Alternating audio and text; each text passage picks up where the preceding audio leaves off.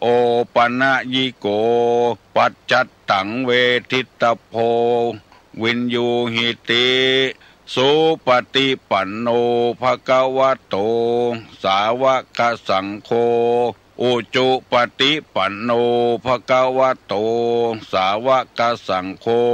ญาญะปฏิปันโนภควโตสาวกสังโฆสามิเจปฏิปันโนภควโตสาวกสังโฆญาติตังจัตตาลิปุริสายุคานิอัฏฐปุริสาปุคลาเอสาภะคะวะโตสาวกสังโฆอาหุไนโย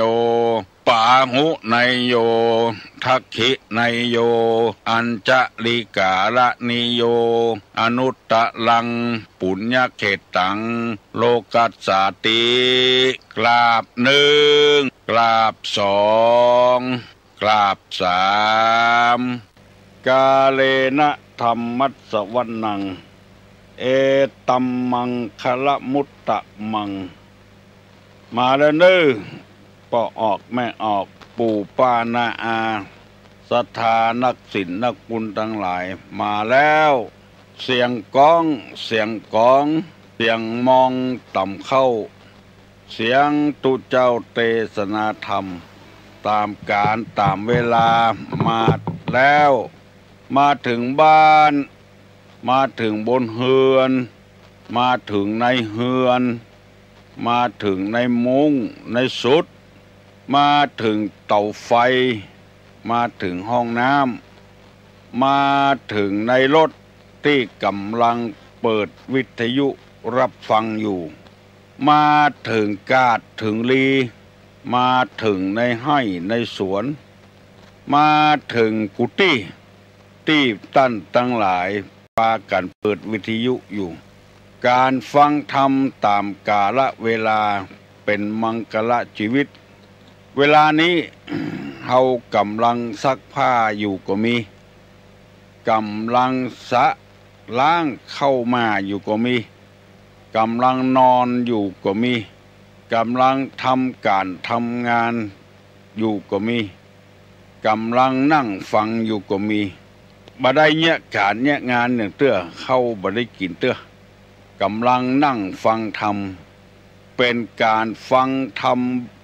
แบบชนิดที่ว่าบ่ต้องเสียการเสียงานนั่งนอนยืนเดินอยู่ก็ได้จะแต่งเนื้อแต่งตัวจะได้ก็ได้อยู่บ่จำเป็นต้องไปเอาขันไปตัวยกมือไหว้ตัวบ่จำเป็นฟังกับบ้านกับหอกับเพื่อนเป็นมงคลกับตัวเฮาแล้วฟังไปใจเน้อพี่เหยน้องเหยหลายคนโทรมาบอกว่าฟังตุลุงถึงวันฟังเนี่ยหยังตุลุงจะย้ำอยู่บ่อยๆฟังเพื่อเอาพระธรรมคำสั่งสอนไปสอนจิตสอนใจตัวเองเพราะว่าธรรมะนี่เป็นได้หลายอย่างเป็นเครื่องประดับประดาเป็นอาหารเป็นยารักษาโรคเป็นเปื้อนเป็นฝุ่งของเฮายามเวลาตกทุกข์ได้ยากเป็นได้หลายกูเกือบกูอย่างในโลกนี้ตุลุงจะยกตัวอย่างว่าเป็นเปื้อนของเฮาทำคำสั่งสอนนี้คนอื่นมาปลอบอกปลอบใจเฮาบ่ได้ดีที่เอาธรรมมาสั่งเอามาเป็นเปื้อนเป็นฝูงปลอบจิตปลอบใจเฮาเวลาเฮาต้องการอาทิเช่นเฮาทุกอกทุกใจบางคนบ่ได้เอาธรรมะมาเป็นเปื้อนปลอบจิตปลอบใจอาจจะทำอัตตวินิบาตกรรมคือฆ่าตัวเก่ากินยาตายกาแขวนคอตายกาวิทลงน้ำกาเผาตัวเก่าตึงห่อตึงเหือนกาสปะสปืนเพราะบ่ได้เอาธรรมะมาเป็นเปื้อนกาขายล้มละลายกาหมู่นี้เป็นต้นตุ ตุลุงจะยกตัวอย่างคนที่บ่เอาธรรมมาเป็นเปื้อนมีเท่าแก่คนหนึ่งมาอยู่เมืองไทยตอนนั้นเป็นลูกจ้างเปิ้นมาตุยเหือข้ามน้ำข้ามทะเลมาพอมาถึงเมืองไทยแล้วพอใจเมืองไทยหันว่าการการหาการค้าการขายของเปิ้นน่ะสะดวกสบายก็เลยมาปักตั้งสังกินอยู่ที่เมืองไทยอยู่ต่อมาก็ได้แต่งงานมีเมียเก้าหัวทีก็บัดใจเนี่ยอย่างหาบน้ำแข็งเอาไปขายตามร้านต่างๆกิจการเจริญขึ้นรุ่งเรืองขึ้นมีเงินมีทองขึ้นได้อยู่ดีกินดีขึ้นจนปดตั้งโรงงานน้ำแข็งตัวเก่าคนจีนนี่อยู่ที่ไหนนี่ร่ำรวยที่หั่นเพราะมีความอุตสาหะวิริยะจนมีเลือกส่วนให้นามีผลไม้อย่างต่างๆอยู่มาแถมปีหนึ่งปรากฏว่าฝนบ่ตกตามฤดูกาลหน่วยไม้หน่วยตอกบ่ค่อยออกตามฤดูก็ขาดทุนตั้งแต่มาอยู่เมืองไทยนี่บ่ปุดตื่นสะกำเตื้อมาปุดตื่นปีนี้เดือดไปที่ไหนก็เดือดชิกหายแล้วว่าขาดทุนแย่เลยชิกหายแล้วพอจะฆ่าตัวตายแล้วเปิ้นก็แนะนำเท่าแก่คนนี้เป็นเท่าแก่แล้วเป็นเจ้าลูกจ้างละ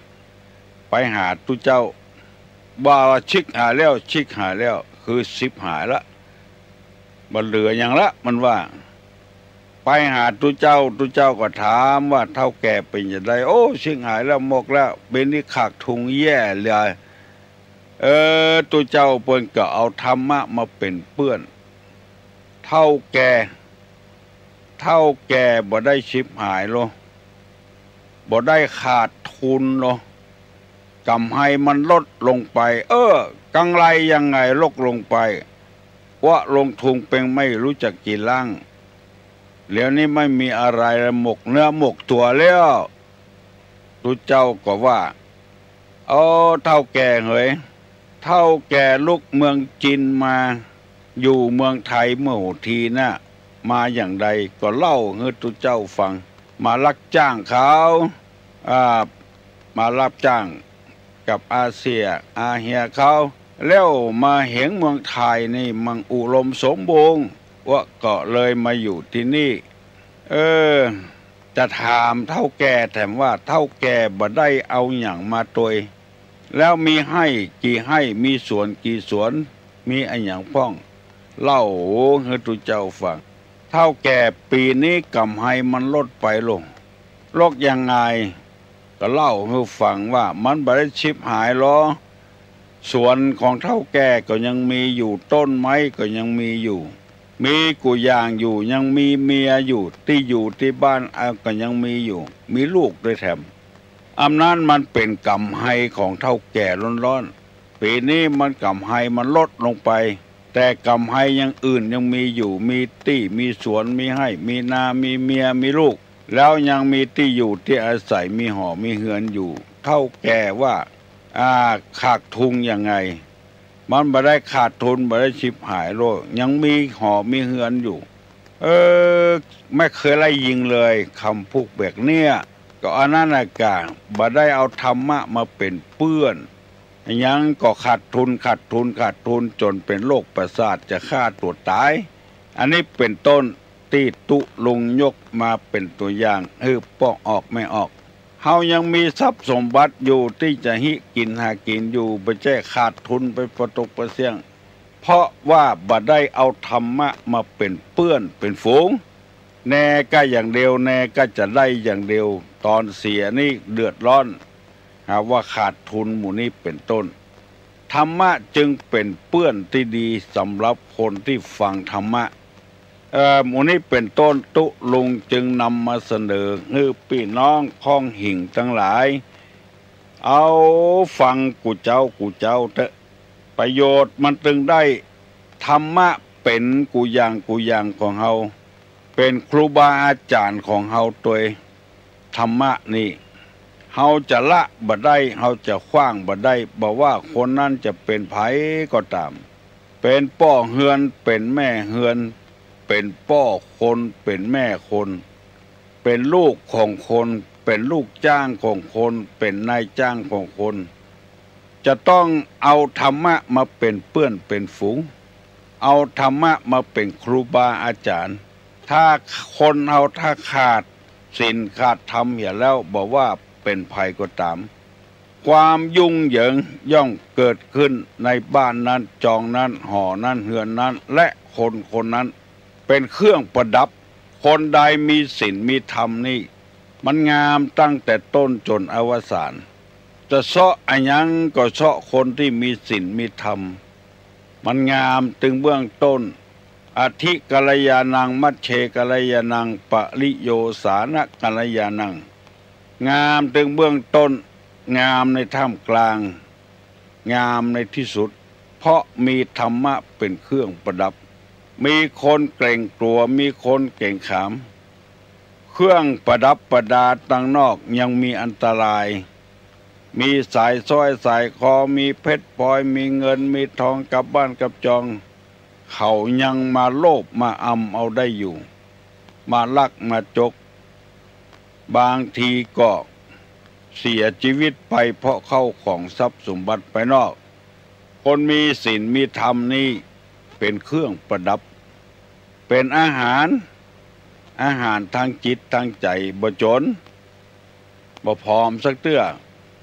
คำว่าผอมนี่คืออับจนตั้งจิตตั้งใจมีนักขอเงือพี่เงือน้องมีจิตใจลู่มาตั้งศีลตั้งธรรมนักเด้อแล้วเราจะหู้บ้านใดจองใดถ้าบ่มีศีลมีธรรมนี่บ่มีเครื่องประดับ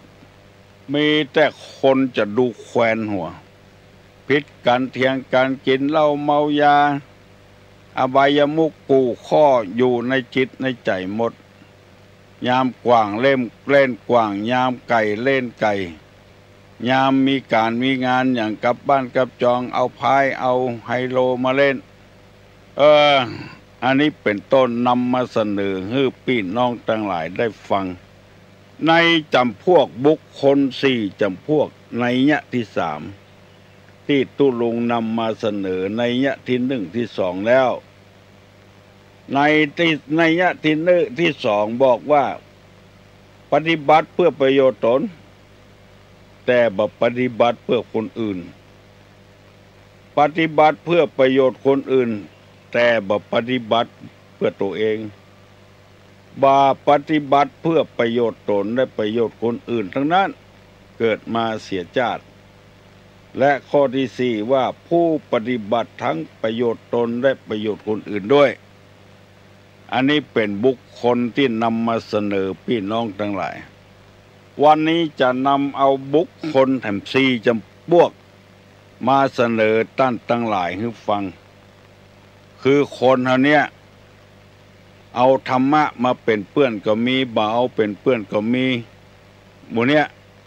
แล้วบุคคล4จำพวกในยะที่3วันนี้มีข้อความว่าผู้มืดมาแล้วมืดไป2มืดมาแล้วสว่างไป3ผู้สว่างมาแล้วมืดไป4ผู้สว่างมาแล้วสว่างไปอันนี้เป็นภาษาบาลีว่าโชติปลายโนตโมโชติปลายโน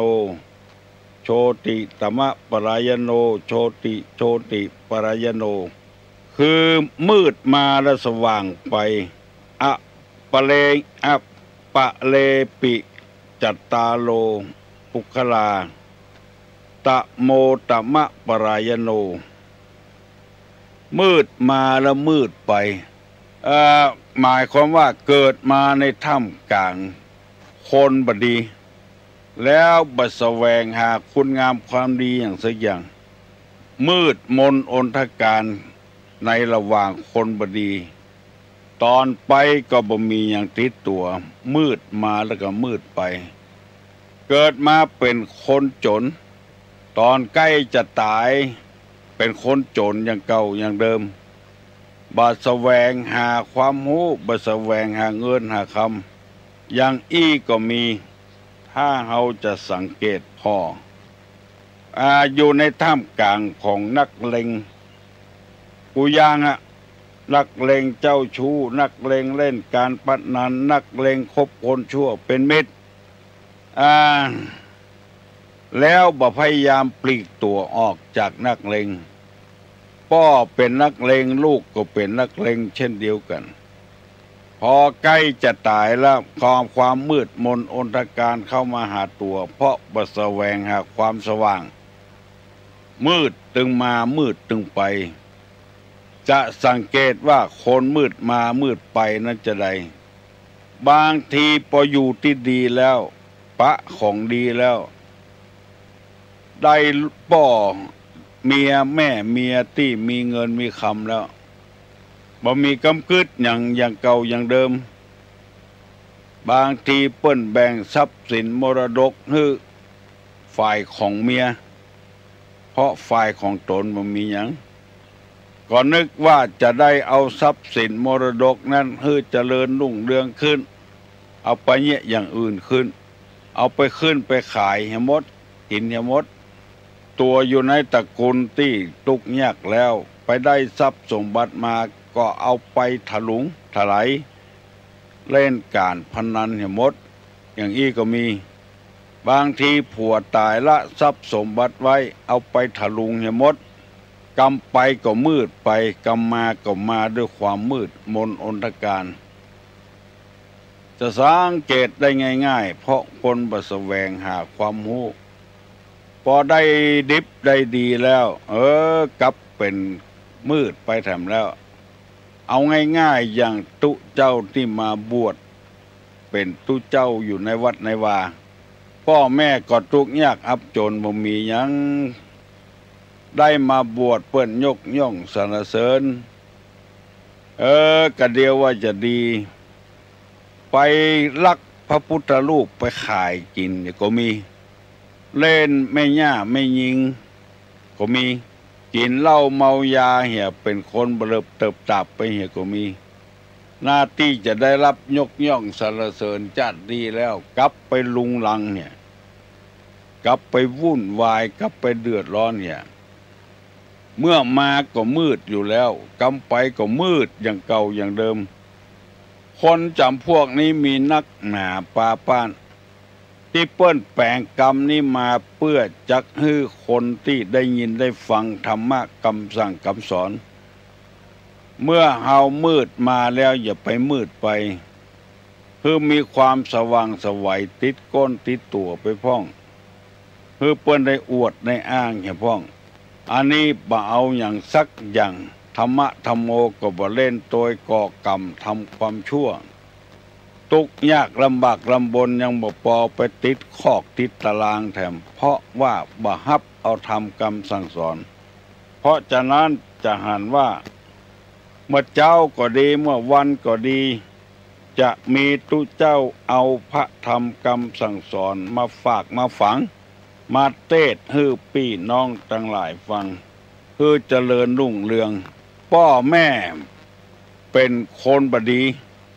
ก็เดียวว่าลูกจะเป็นคนดีซ้ำสืบเชื้อพ่อเชื้อแม่มันนิสัยมันติด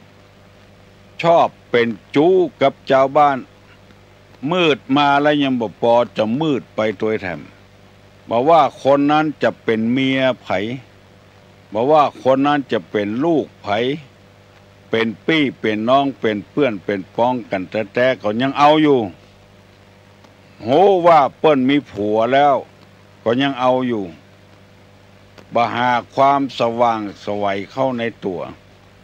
อันนี้เปิ้นว่ามืดมาแล้วมืดไปขอฝากฝังให้พี่น้อง10ชาวบ้านพยายามทำให้สว่างมาสว่างไปอันนี้เป็นของคนที่หนึ่งเรียกว่าตะโมตมะปรายโนมืดมาละมืดไปอย่างที่สองว่าตะโมโชติปรายโน เมื่อมืดมาแล้วสว่างไปตอนมานี่มามืดกำไปนี่สว่างสวัยเปิ้นอวดเปิ้นอ้างคือตัดสินใจบ่ก่อกรรมบ่ทำความชั่วทำแต่คุณงามความดีบ่มีเงินบ่มีทองไปยืมเงินทองเปิ้นมาแล้วเอามาเป็นกองทุนเอามาลงทุนทำอย่างอื่นเพื่อจะเอาตื่นมันไว้เอากำไรมากินเมินเข้ามันเข้าก็เจริญรุ่งเรืองขึ้นอันนี้มืดมาแล้วสว่างไปเป็นหนี้เป็นสินก็ฮือเปิ้นเนี่ยอันนี้บ่เนี่ยอย่างอันบ่มีแล้วยังบ่พอไปกู้ไปยืมเปิ้นแล้วเอามาทำประโยชน์เอามาซื้อรถเครื่องเหียเอามาซื้อโทรศัพท์มือถือเหียกูย่างนี่มันบ่เจริญมันจะมืดลงไปแถมเปิ้นมาถามหาหนี้หาสินก็โคตรหรือเปิ้นอันนี้เป็นว่ามืดมาแล้วมืดไปมืดมาแล้วสว่างไปนั้นจะต้องเอาเงินเปิ้นมาเป็นทุนเป็นฮอนไปก้าไปขายพยายามประหยัดในการใช้การจ่ายหิหอมรอมริบไว้บ่ฮื้อได้ตกเบี้ยเสียของอะไรเมินเข้านิสัยก็จะติดขึ้นมาก็จะเป็นคนเจริญรุ่งเรืองขึ้นถ้าเฮามืดมาแล้วเฮาสว่างไปอันนี้เป็นบุคคลจำพวกที่สองอันนี้ดีเปิ้นยกย่องสรรเสริญเฮาเป็นคนทุกข์คนยากแต่เก่าแต่เงามาแล้วเจนพ่อเจนแม่มาแล้วได้ศึกษาเล่าเรียนเพราะมีคนทรงหรือมาอยู่วัดอยู่วาได้อาบน้ำฟังธรรมเหมือนเข้าเปิ้นยกย่องสรรเสริญตอนไปนี่ก็สว่างไปเลยมีคนเคารพนับถือครูบาเจ้าศรีวิจัยตามประวัติแล้วเป็นลูกของเจ้านาไปเลี้ยงงัวเลี้ยงควายช่วยพ่อช่วยแม่แล้วตอนไปนี่เปิ้นสว่างไปเลยเพราะมีคนเคารพนับถือปฏิบัติอยู่ในศีลกินอยู่ในธรรมพอออกแม่ออกเฮาคิดหาถึงอดีตว่าเฮาเป็นเชื้อใดเฮาเป็นคนทุกข์คนยากเป็นลูกของเจ้าส่วนเจ้านาเจ้าบ้านจองเลี้ยงงัวเลี้ยงควายถ้าเฮามาได้บวชได้เป๊กเห็นแล้วศึกษาเล่าเรียนดีๆปฏิบัติตัวดีๆก็ชื่อว่ามืดมาและสว่างไปเกาวาสาวาสังเปิ้นจวนไปวัดไปวาอาบน้ำฟังธรรมถ้าเฮามีการก็ไปแถมยังอันนี้บ่มีการมีงานยังอยู่กับวัดกับวาบ่ฮู้เรื่องฮู้ราวไปอยู่กับบ้านกับจองบ่ไปวัดไปวาบ่ฮู้เรื่องฮู้ราวอย่างสิอย่างมันจะมืดมาแล้วก็มืดไปพยายามให้สว่างไปให้แจ้งไปมาเมื่อคืนให้ไปเมื่อวันอันนี้ฮ้องกันว่าผู้มืดมาแล้วสว่างไปแล้วแถมข้อข้อที่สามว่าผู้สว่างมาละมืดไปโชติปรายโนโชติตมะปรายโนกรรมมานี่สว่างแต่กรรมไปนี่มืดมนอนทการเพราะไปคบหาสมาคมกับคนบดีกับพลอยบดีไปตัวพ่อแม่ดีมันหาเข้าวัดเข้าวาลูกบ่เอาอย่างซักอย่างที่เปิ้นว่าบ่เอาทานนี่ใส่ไฟฉายทานนี้เอาดังไฟบ่แจ้งสกรรมสว่างมาแต่ก็มืดไปแฮะที่เขาว่าบ่เอาทานลูกมันบ่เอาทานไฟฉายก็บ่เอาทานดังไฟนึ่งข้าวหุงแกงโชดช่วงชวานก็บ่เอาอย่างสักอย่างบ่ว่าทานน้อยทานใหญ่อันนี้ เป็นที่น่าอินดูสงสารสว่างมาละมืดไปเหรอตกที่ดีๆแต่เป็นตุเป็นเจ้าก็ดีๆสว่างมาสดใสกำไปมืดไปเหรอหลักพระเจ้าเล่นไม่ยิงเล่นพายกินเหล้าคนบ่เคารพนับถือไปเห็นแล้วมืดมนอนทการไปเห็นแล้วมกมุ่นอยู่ในอบายมุขต่างๆถ้าเป็นคนบ้านกับพ่อแม่ร่ำรวยมีชื่อมีเสียงลูกไปทำลายตระกูลของพ่อของแม่ไปอันนี้จัดอยู่จำพวกที่สามฮ้องกันว่ามืดมาแล้วผู้ที่สว่างมาแล้วก็มืดไปเหรอน่าเสียดายโอกาสและเวลาน่าเสียดายหลายอย่างหลายประการต่างๆความรู้คุณธรรมต่างๆเกิดขึ้นแล้วก็ปากันมืดไปเหรอเพิ่นบอกว่าถ้าเป็นข้อที่สามข้อที่สองกับข้อที่สี่นี่ดีโชติปรายโนผู้สว่างมาแล้วสว่างไปสว่างมาแล้วสว่างไปกรรมมาก็มาดีกรรมไปก็ไปดีมีคนอะไรอาวรณ์หามีคนเคารพนับถือสักการะบูชาตุลงได้นำเอากรรมนี้มาเสนอเพื่อให้คนเราได้ปรับปรุงตัวเก่าเมื่อมืดมาก็คือพยายามสว่างไปสว่างมาแล้วก็คือสว่างไปอย่าไปมืดมาแล้วมืดไปสว่างมาแล้วมืดไปอันนี้พอดีมีเงินมีทองก็พยายามเก็บหอมรอมริบเอาไว้จะไปใจจ่ายสุรุ่ยสุร่ายเอาไปเล่นเอาไปขว้างไปตุมโดนเขาจุหัวซุยหัวจ้างหายจ้างโตยอย่างนี้พ่องเขาก็เล่นมาเมื่อใดเมื่อเบาแล้วมันถึงบ่รวยแล้วขายของพ่อของแม่มากินมาเอามาเล่นแล้วมันก็บ่รวยแล้วควรจะย่างได้แล้วเขาก็บ่เอาพ่อแม่ทิ้งมรดกไว้สว่างสวัยแต่เอาไปขายเล่นก็เรียกว่าสว่างมาแต่มืดไปเหรออันนี้ตุลุงบ่ได้นำมาว่าให้ไผเน้อเป็นธรรมะเป็นส่วนกลางสุดแล้วแต่ไผจะฟังเข้าใจก็ตามบ่เข้าใจก็ตามเพราะว่าคนเฮานี้ต้องการคุณงามความดีทั้งนั้นขอจะไปคิดใจว่าตุลุงนำเอากรรมอย่างมื้อนี้มาช้ำมาเติมกันเพราะว่าน้ำธรรมคำสอนนี้เป็นคำสอนในทางพระพุทธศาสนาเฮาในฐานะที่อยู่กินอยู่ในองค์มือของพระพุทธศาสนาก็จำเป็นที่จะต้องเอาคำสอนในพระศาสนามาใจมาง่ายของที่มันคว่ำอยู่เพื่อพี่น้องทั้งหลายได้หูได้หันอันไผ่จะปฏิบัติได้บัปฏิบัติได้เป็นเรื่องของไผ่ของมันเรื่องจิตเรื่องใจอยู่ดีมีสุขอายุมั่นขวัญยืนเหมือนกันผู้คนอายุวัฏโกธนวัฏโกสิริวัฏโกยัสสะวัฏโกปละวัฏโกวันวัฏโกสุขวัฏโกโหตุสัพพตาทุกขโลกาพญาเวลาโสกาจันตุจุปัตตวาอเนกาอันตรายาปิวินาสันตุจติจัสสาอุทาปจายโนจตารโลธรรมาวัฏันติอายุวันโนสุขังปลา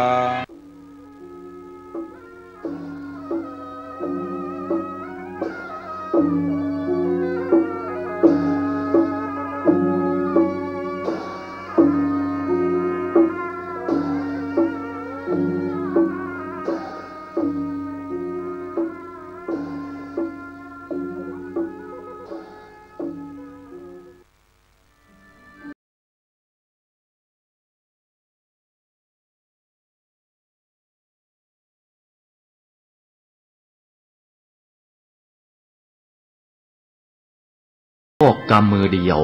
นัก สถานีวิทยุชุมชนเพื่อการเผยแพร่พระพุทธศาสนาในเครือข่ายสถานีวิทยุคลื่นสีขาว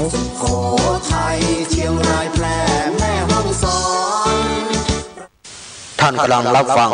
สถานีวิทยุพระพุทธศาสนาคณะสงฆ์อำเภอฝางต่อจากนี้ไปขอเชิญท่านรับฟังรายการธรรมประทีปสองทาง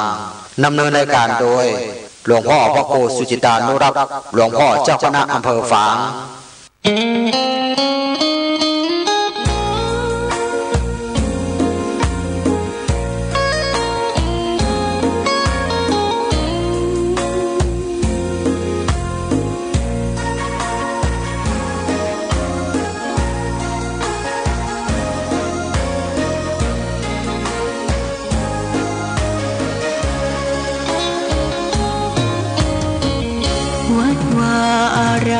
เรื่องร้องพ้องฟ้า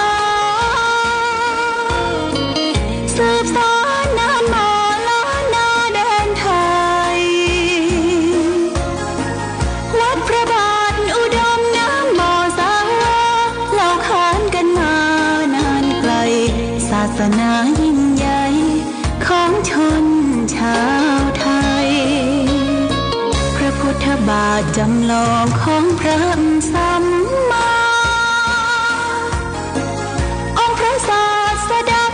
บูชากราบไหว้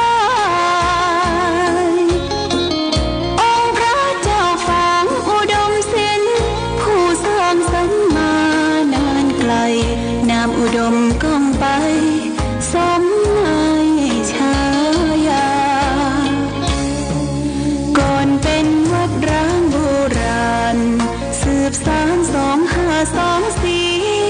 พระมหาราชครูเกษราจากวัดดับภัยเชียงใหม่สืบสานเวลาผ่าน131 ปีนานไกลวัดพระบาทอุดมรุ่งเรืองงามตาเจ้าน้อยบุญธาวงศาข้าหลวงพวงเชียงใหม่ปกครองหัวเมืองฟ้าทุ่มเทแรงกายแรงใจชาติพันธุ์รวมใจรักษามัคคี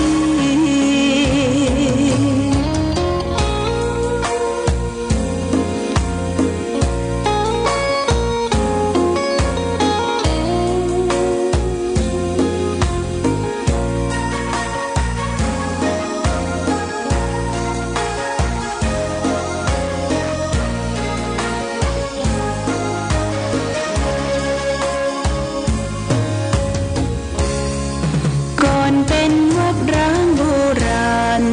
สืบสาน2524พระมหาราชครูเกษราปัญญาปรมาติกาจารย์จากวัดดับภัยเชียงใหม่สืบสานเวลาผ่าน131 ปีนานไกลวัดพระบาทอุดมรุ่งเรืองงามตา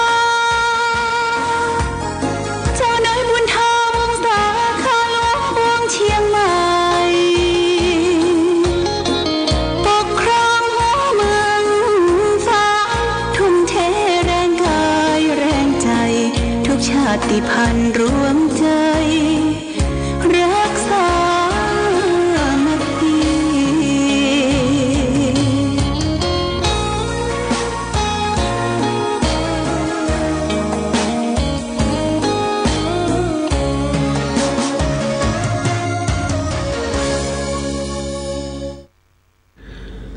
เจริญสุข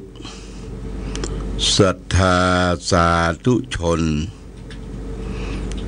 ญาติโยมท่านพุทธบริษัททั้งหลายวันนี้รายการธรรมประทีปส่องต่างก็ได้มาพบปะกับพ่อแม่พี่น้องศรัทธาสาธุชนญาติโยมแห่งครั้งหนึ่งวันนี้เป็นวันอังคารที่1 เดือนกรกฎาคมพุทธ ธศักราช 2568 ซึ่งตรงกับเดือน 8 ใต้เดือน 10 เหนือขึ้น 6 ค่ำปีมะเสงงูเล็กวันนี้อากาศท้องถิ่นก็ยังแจ่มใสกรมอุตุนิยมวิทยาได้ประกาศไปว่าจะมีฟ้าฝนประมาณ 60% ตั้งแต่แม่ฮ่องสอนเชียงใหม่ลำพูนลำปางแป่น่างยังไฮพะเยาอันนี้เป็นภาคเหนือตอนบนก็จะมีฟ้าฝนประมาณ 60%วันนี้ญาติโยมอากาศก็ดีไปมาที่ไหนไปก็สะดวกมาก็สะดวกกิจการงานวันนี้ก็ตอนบ่ายที่วัดสิมพรีวันป่างิ้ว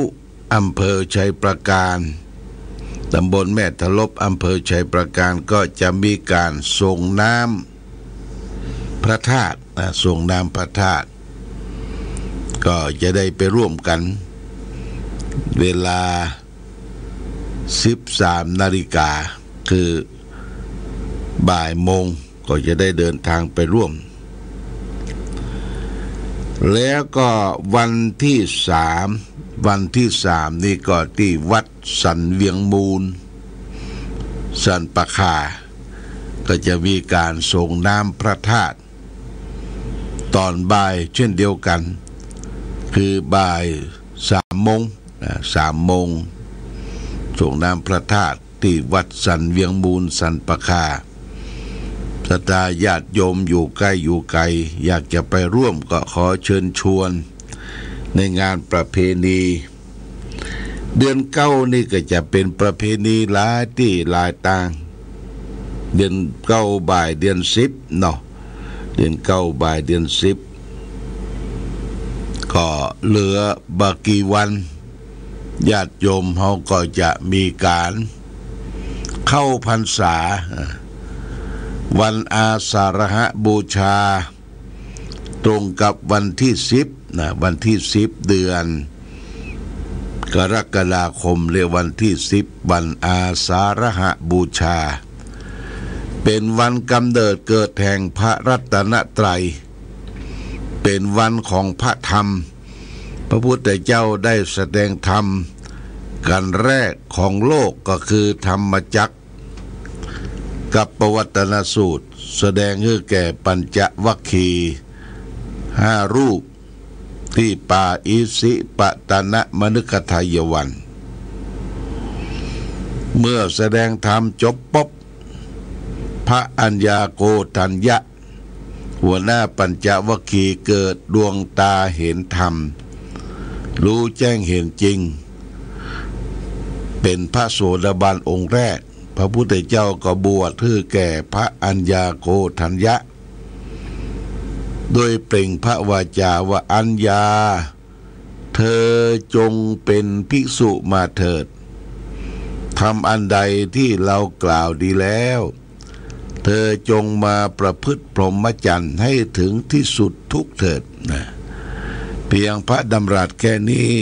อัญญาโกฏัญญะก็ได้เป็นพระสงฆ์องค์แรกในทางพระพุทธศาสนาเป็นองค์ครบของพระรัตนตรัยพระพุทธพระธรรมและพระสงฆ์พระธรรมนั้นมีอยู่ก่อนแล้วเป็นธรรมะเป็นธรรมชาติตั้งอยู่ในตัวของพระองค์และรอบๆตัวของพระองค์พระพุทธเจ้าได้ตรัสรู้ธรรมก็ได้เป็นพระสัมมาสัมพุทธเจ้าเป็นผู้รู้แจ้งเห็นจริงในกองทุกข์ในกองสังขารทั้งหลายแล้วก็ได้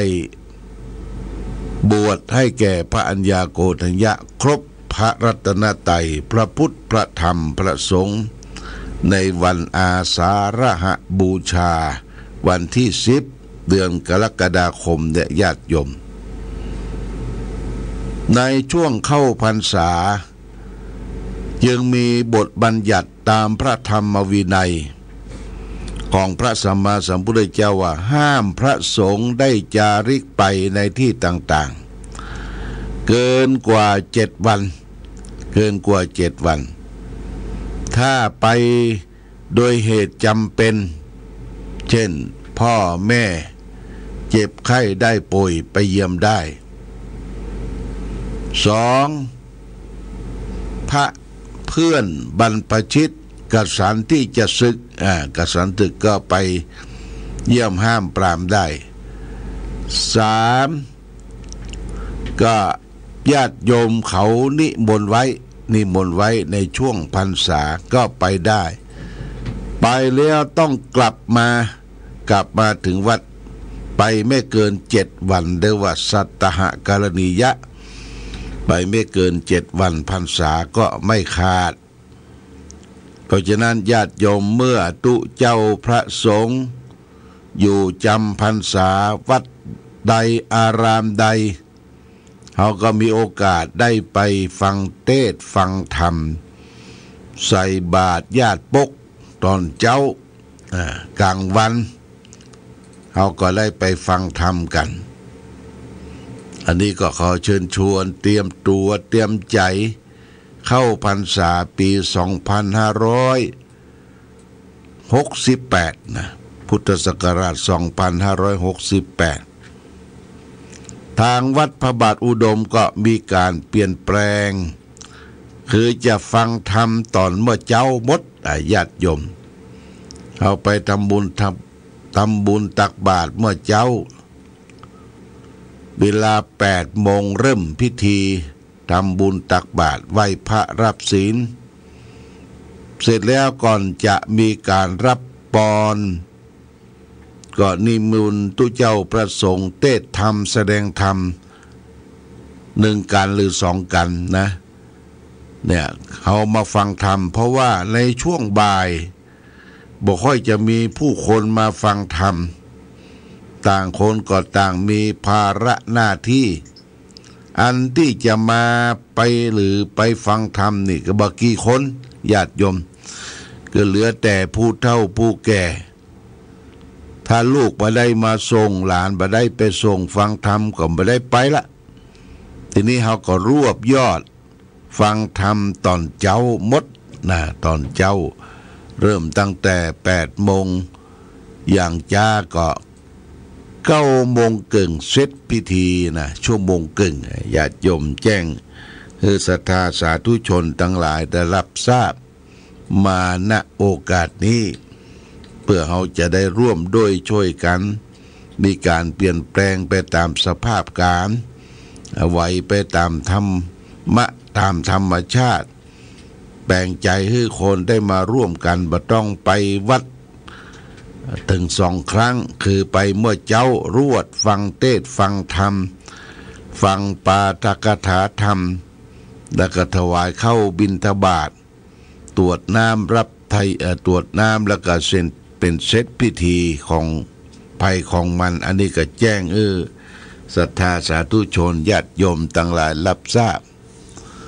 ส่วนที่เขาจะไปนอนจองนอนวัดเขาก็เลือกสรรเอาวัดใดสะดวกวัดใดมีที่ฮับที่นอนอย่างวัดพระพุทธบาทอุดมนี่ก็มีกุฏิหลายหลังอยู่ญาติโยมจะมานอนก็ได้เนอะมานอนคืนเดียวก็ได้นอน2 คืนก็ได้ก็มาติดต่อดูแลสถานที่ในช่วงไตรมาส3 เดือนเอาได้ประพฤติปฏิบัติธรรมร่วมกันก็ขอเชิญชวนญาติโยมเตรียมเนื้อเตรียมตัวเตรียมใจสำระสะสางสร้างสมคุณงามความดีสร้างบารมีให้เกิดขึ้นกับตนกับตัวอันนี้ก็ขอเชิญชวนทุกท่านได้ตั้งใจเนอะประพฤติปฏิบัติร่วมกันโอกาสนี้ก็ขอขอบคุณอนุโมทนากับเจ้าภาพเจ้าศรัทธาที่ได้สละจตุปัจจัยร่วมสร้างที่เป็นโรงกองหลวงเป็นโรงกองหลวงนี่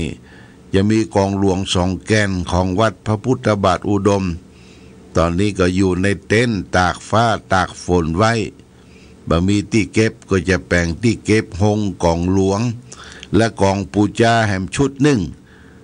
กองปูจาแห่มชุดหนึ่งของวัดพระพุทธบาทอุดมก็เริ่มสร้างมาใกล้จะเสร็จละญาติโยมใกล้จะเสร็จก็โมทนาสาธุหลวงพ่อก็เป็นเก้าเป็นกันอยู่ 10,000 บาทถัดนั้นมาก็มีนายประนพสุทธเสนานางสายใจหันตระกูลมูลนิธิน้ำบ่อสาวา 10,000 บาทแล้วก็มีแม่อุ้ยแก้วก้อนแป้นบ้านห้างต่ำ200 บาทแล้วก็มีแม่จันกันทิยะบ้านแม่คะบ้านเดิมอยู่ม่อนปินปะกันที่วัดเทพนิมิตรหอมแห่ม200 บาทโมทนาสาธุเนอที่ได้ร่วมกันอนุรักษ์รักษาได้ก่อสร้างห้างแปลงหงกองหลวงกองหลวงนี้ก็ยังบ่ได้หุ้มหน้ากองเตื้อญาติโยมบ่ได้หุ้มหน้ากองบ่ได้จักหนังจักหน้าเตื้อพอหงเสร็จแล้วก็เฮาก็จะได้ติดต่อศาลาช่างพุ่นละ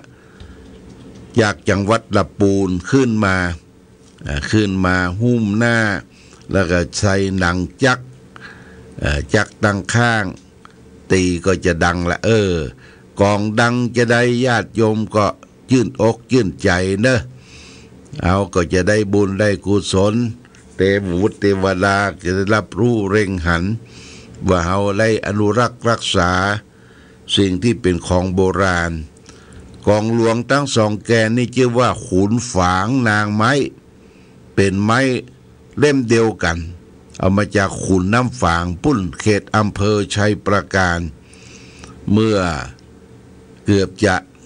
20 กว่าปีละญาติโยมละ20 กว่าปีก็เอามาแปลงกงแปลงไม่ดูนะญาติโยมไผมาเอวมาแหวงมาพอ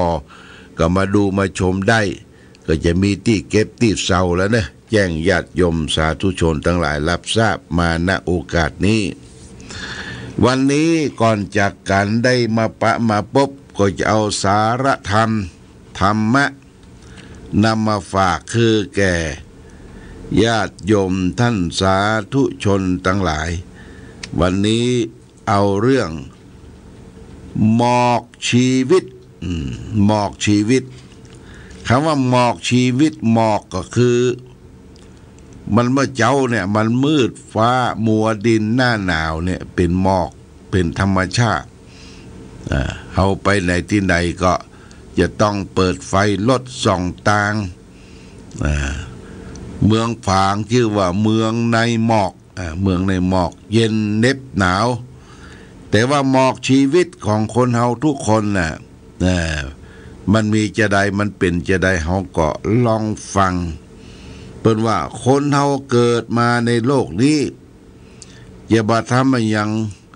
เกิดความผิดพลาดเสียเลยเห็นจะบ่มีชีวิตทุกชีวิตจะต้องมีจุดด่างจุดดำเกิดขึ้นอย่างน้อยก็มีสักครั้ง2 ครั้งบ่มีไผเลยที่จะต้องการที่ให้เกิดมลทินเช่นนั้นเกิดขึ้นกับตนกับตัวแต่มันก็เกิดขึ้นจนได้เพราะความสะเพร่าขาดสติเพราะความมัวเมาของคนเฮานั่นเองจริงอยู่การกระทำทุกอย่างคนเฮาย่อมตั้งใจทำแต่ว่าการทำความชั่วความเสียนั้นแม้จะตั้งใจอย่างใดก็ตามก็ยังชื่อว่าเป็นความมัวเมาอยู่นั่นเองเพราะความเข้าใจผิดคิดว่าการกระทำอันนั้นจะช่วยให้เอาตัวรอดและอาจจะเอาตัวรอดได้จริงแต่ใจเฮาบ่ฮอดญาติโยมตัวใจเฮาบ่รอดใจผูกปกคลุมไว้ด้วยเมฆหมอกเสียแล้วโดยเมฆหมอกแห่งความเข้าใจผิดอันเป็นต้นเหตุแห่งความพูดผิดการกระทำผิดการแสดงออกอย่างผิดไปแหมนมนานมากมาย คนที่เคยทำความผิดความเสียมาแล้วอย่างนี้ถ้าจะกลับตัวกลับใจก็จะเริ่มต้นชีวิตใหม่แห่มสักครั้งหนึ่งทีหนึ่งด้วยการหันหน้าเข้าหาแสงสว่างก็จะทำด้วยเหตุและผลคือมีสติและปัญญาทางพระพุทธศาสนาก็บ่ได้ตำหนิติเตียนบุคคลเช่นนั้นตรงกันข้ามกับกายยกย่องสรรเสริญบุคคลเช่นนั้นว่าเป็นคนดีในบั้นปลายถ้าเปรียบเทียบต้นไม้ก็เป็นต้นไม้ที่ชื่อว่าต้นคดปลายตรงยังใจการได้ดีอยู่คิดไปคิดมาก็ดูเหมือนความจริงว่าความผิดความเสียแต่อดีตนั้นมันเป็นบทเรียนของชีวิตอย่างใดคนเฮาที่ทำความชั่วลงไปก็เชื่อว่าได้ผ่านชีวิตผ่านบทเรียนที่เที่ยวที่ยากลำบากมาแล้วนั่นเองความสันทัดชัดเจนในชีวิตเกิดขึ้นความตามหลักสูตรของชีวิตที่ผ่านมานั้นขันกลับตัวได้มาดำเนินชีวิตที่ถูกต้องในบั้นปลายจึงเป็นความดีอันสูงสุดเขาจะมามีวันกลับไปสู่ภาวะที่เลวร้ายนั้นแห่งต่อไปอันขาดเหมือนกับคนที่เคยเป็นโรคระบาดมาแล้วครั้งหนึ่งการรักษาโรคนั้นหายแล้วก็เกิดกำลังต้านทานขึ้นในร่างกายต่อมาภายหลังโรคพอดีพอร้ายนิดเดียวเต้าอันก็บกำกายในชีวิตร่างกายของเขาก็จะกลับเป็นบังเกิดดีแก่เขาชีวิตที่ลบหลีกจากการความชั่วในบ้านปลายยังเสมอดังพระจันทร์ที่เคลื่อนคล้อยจากกลุ่มเมฆสุกสกาวอยู่บนท้องฟ้าโยจะบุพเพสมัชชิตัวปัจฉาโจนับมัชชติโสมังโลกังปภาเสติอาภามุตโตวะจันทิมาบุคคลใดมัวเมาประมาทในเบื้องต้นภายหลังกลับใจได้กลายเป็นคนไม่ประมาทชีวิตของเขาย่อมรุ่งเรืองสุขใสประดุจพระจันทร์โพ้นจากกลุ่มหมอกเมฆชั้นใดรุ่งเรืองอยู่ในท้องฟ้าฉะนั้นนี่เป็นพุทธภาษิตมัชฌิมนิกายมัชฌิมปัญญสาเป็นหลักคำคำสอนของพระพุทธเจ้าหมอกชีวิตก็คือหมอกที่เป็นกิเลสเนอะที่อยู่ในจิตในใจเฮาเคยประพฤติปฏิบัติได้ผิดศีลห้าเป็นอาจินเป็นประจำในบ้านปลายชีวิตเฮาลบหลีกคือหมอกชีวิตที่อันบดีบงามนะมันลดน้อยถอยลงหันหน้ามาเปิ้งมีสติมีปัญญาทางพระพุทธศาสนาได้ชื่อว่าเปรียบเหมือนกับไม้คดตังเกาซื่อตังปลายนี่ญาติโยมในบ้านปลายชีวิตเขาก็ว่าโอ้แก่ตัวละเข้าวัดเข้าวาจำศีลภาวนาทำบุญสุนทานตามที่เขามีกำลังนะการทำบุญสุนทานก็เหมือนกันญาติโยมทำเท่าที่มีกำลังอย่าไปทำเกินตัวว่าบางทีเขาไปกู้หนี้ยืมสินมาทำบุญเหมือนว่าเกินกำลังเขาเป็นทุกข์เป็นร้อนทำเท่าที่ทำได้ญาติโยมเท่าที่ทำได้ในปัจจัยเขามีเท่าใดเขาทำอย่างลงไปก็จะเป็นประโยชน์ตนประโยชน์ท่านประโยชน์ในทางพระพุทธศาสนานี่ฝากไว้ว่าหมอกชีวิตความโลภความโกรธความหลงความอิจฉาริษยาต่างๆที่มีอยู่ในจิตในใจเป็นหมอกชีวิตทางนั้นมันให้คลุมเครือมันบัดสดใสสว่างจิตใจเขาต้องสดใสสว่างปราศจาก สรรพทุกข์โศกโรคทั้งหลายทั้งปวงนี่ฝากไว้เอาละวันนี้รายการธรรมะประทีปส่องต่างได้มาปะมาพบญาติโยมท่านสาธุชนทั้งหลายวันนี้เป็นวันที่วันที่ต้นเดือนของเดือนกรกฎา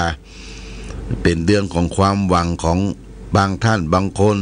ที่หวังร่ำหวังรวยก็แต่ให้มันพอดีเนอะญาติโยมอย่าไปมันติดขัดแต่ประการใดรายการธรรมะประทีปส่องต่างหมดเวลาหมดต้องขออำลาพาจากญาติโยมท่านสาธุชนไปก่อนรายการธรรมะประทีปส่องต่างต้องขอลาก่อนขอผู้ฟังจงตั้งมั่นจิตหันษาโดยธรรมะขององค์พระพุทธาได้นำพาให้เกิดความสุขสงบเย็นขอเจริญพร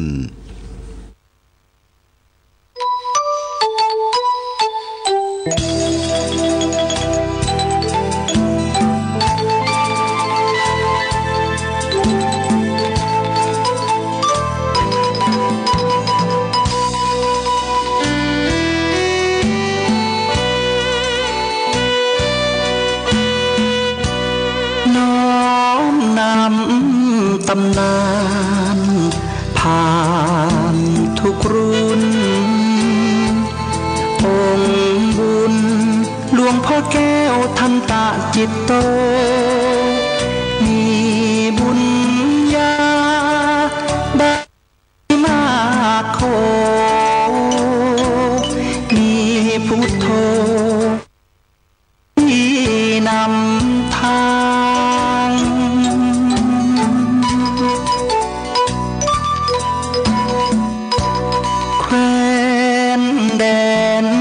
กำเนิดเกิดมาบ้านสันป่าคาอำเภอแม่อายตำบลแม่สาวของเมืองเชียงใหม่แดนในทินเนื้อลานนาจิตใจผ่องใสเป็นทุนมีการุณมีจิตเมตตาใฝ่หาธรรมะน้อมนำ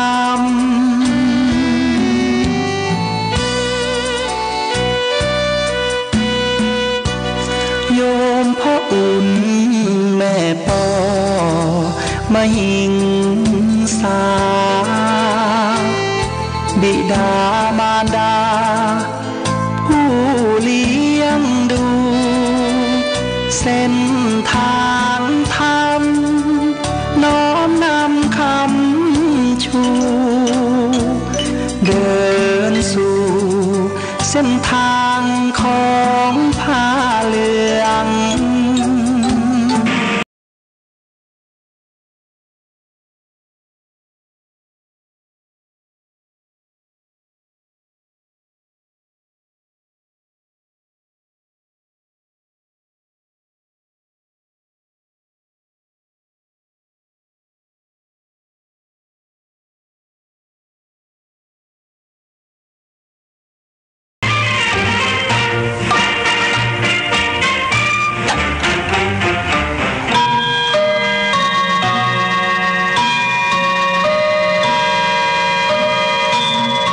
ธงชาติและเพลงชาติไทยเป็นสัญลักษณ์ของความเป็นไทย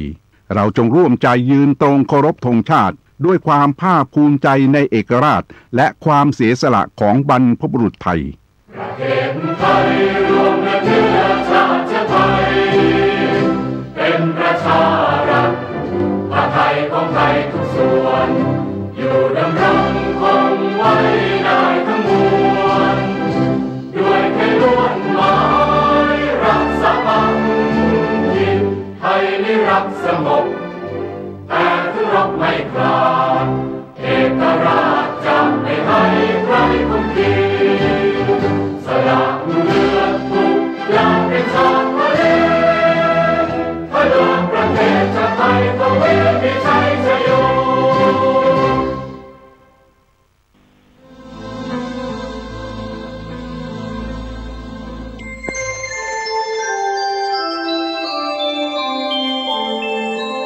ขณะนี้ท่านกำลังฟัง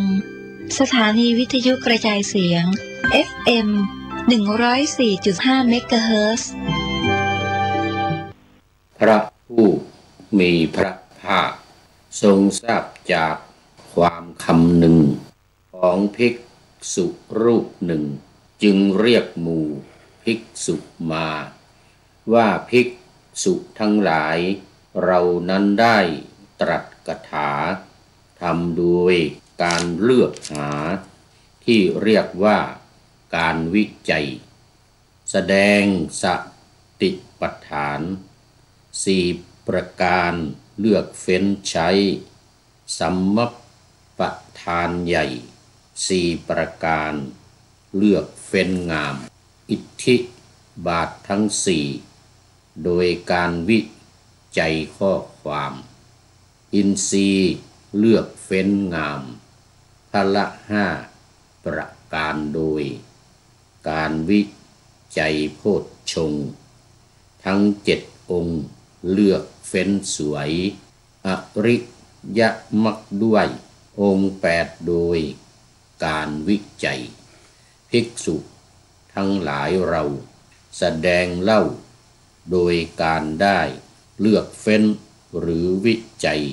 เช่นนี้แต่ก็ยังมีภิกษุบางรูปได้เกิดสงสัยคิดอย่างนี้ว่าเมื่อบุคคลมีความรู้เห็นอย่างไรสวะทั้งหลายจึงจะถึงความสิ้นไปหวาคนเห็นอย่างไรสวะจึงจะสิ้นไปขอถวายความน้อมน้อมแด่พระรัตนตรัยมีพระพุทธเจ้าเป็นต้นขอถวายความเคารพพระมหาเถระพระเถรานุเถระเจ้าคณะพระสังฆาธิการทั่วโลกมีพระเดชพระคุณพระธรรมเสนาบดีเจ้าคณะภาค7วัดพระธาตุดอยสุเทพเป็นต้นและขออำนวยพรแด่ท่านผู้ฟังท่านผู้ชมสาธุชนพุทธบริษัททั้งหลายวันนี้รายการพระไตรปิฎกลอยฟ้าก็ลอยมาจากวัดโพธิศูนย์ปฏิบัติธรรมวัดพระธาตุดอยสุเทพอากุน่าเมืองทานลินประเทศเอสโตเนียก็เป็นวันที่2ของการออกอากาศไลฟ์สดทางเฟซบุ๊กสวัยเทพบุญแต่ว่าตอนนี้รู้สึกจะดึกไปนิดนึงเกือบเที่ยงคืนละ5 ทุ่มกว่า FC ทั้งหลายก็คงจะเข้าหลับเข้านอนกันไปหมดแล้วก็จึงไม่ได้แท็กไปหาใครมากในตอนนี้เป็นการตุนล่วงหน้าเป็นการตุนล่วงหน้ามาเพื่อออกอากาศ5 สถานีคือ1 สถานีวิทยุพระพุทธศาสนาแห่งชาติและจริยธรรมวัดพระธาตุดอยสุเทพราชวรวิหารมีพ่อครูวันลบนามวงพรหมเป็นผู้อำนวยการอาจารย์พระมหาประสิทธิ์ประสาธิโกเป็นหัวหน้าสถานีและอาตมาภาพพระครูปริยัติยานุศาสตร์เป็นผู้บรรยายเป็นประจำทุกวันเวลา 23 ถึง 24 นาฬิกา 2 สถานีวิทยุเพื่อการศึกษาพระพุทธศาสนาและวัฒนธรรมวัดฝายหินตำบลสุเทพอำเภอเมืองจังหวัดเชียงใหม่โดยมีท่านพระครูสมุวิสุวัตรวรกิจโจเป็นผู้อำนวยการ และเป็นหัวหน้าสถานีด้วยตามปกติสมัยก่อนก็เป็นหัวหน้าสถานีแล้วก็ผู้พูดนี่เป็นผู้อำนวยการแต่ว่าปัจจุบันนี้ลาออกมาแล้ว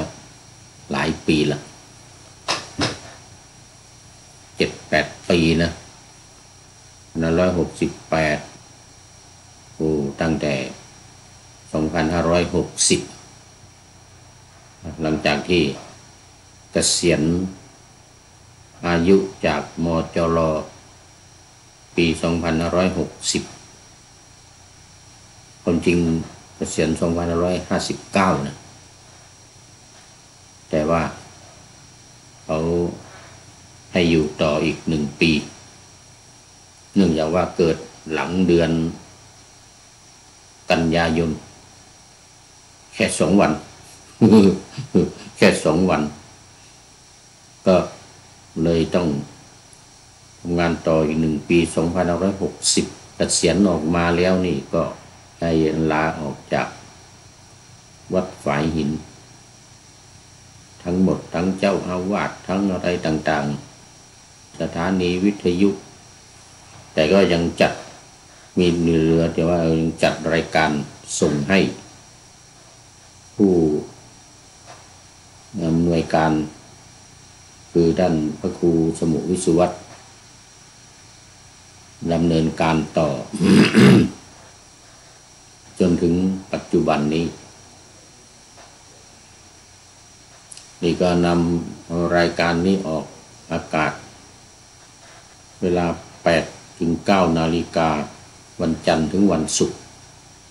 3 สถานีวิทยุคลื่นสีขาวเพื่อชาวประชาวัดปากทางเจริญอำเภอดอยหล่อจังหวัดเชียงใหม่มีท่านพระครูอภิวัฒนวิกรมหลวงพ่อรองเจ้าคณะอำเภอดอยหล่อเป็นผู้อำนวยการเจ้าอาวาสวัดปากทางเจริญออกอากาศเวลา 8-9 นาฬิกาทุกวัน4 สถานีวิทยุชุมชนคณะสงฆ์อำเภอฝางจังหวัดเชียงใหม่วัดพระพุทธบาทอุดมหรือวัดน้ำบ่อสาวาหรืออีกอย่างหนึ่งว่าน้ำบ่อเมืองนางสามผิวอะน้ำบ่อสาวาหรือน้ำบ่อนางสามผิว มีท่านพระครูสุจิตรานุรักษ์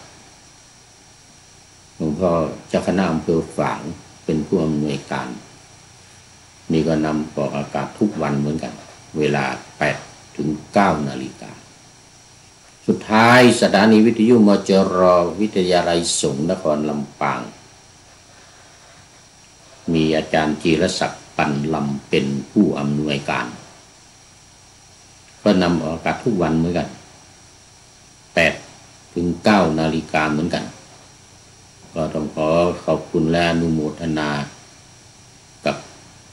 ท่านผู้อำนวยการทุกๆสถานีไว้ณที่นี้ด้วยวันนี้ก็บันทึกเสียงล่วงหน้าจากวัดโพธิศูนย์ปฏิบัติธรรมวัดพระธาตุดอยสุเทพ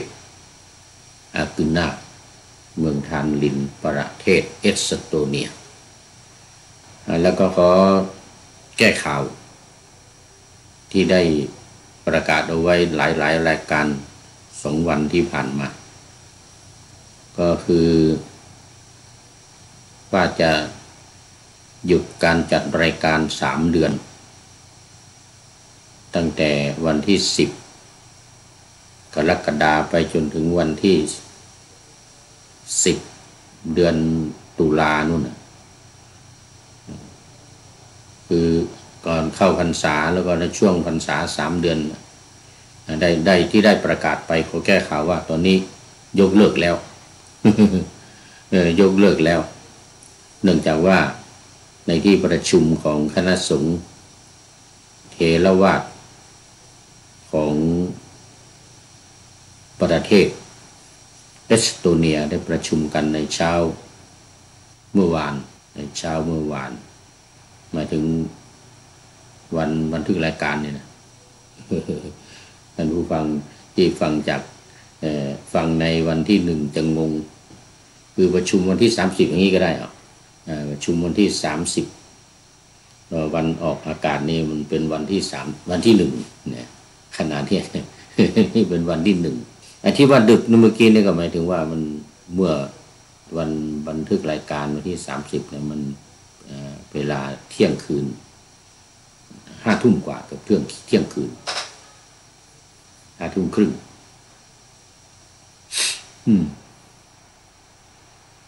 คือมติของคณะสงฆ์เถรวาทประเทศเอสโตเนียตกลงกันมีมติว่าตกลงกันว่าจะเลื่อนการเข้าพรรษาเข้าจำพรรษา3 เดือนไปเป็นเดือนธันวาคมถึงเดือน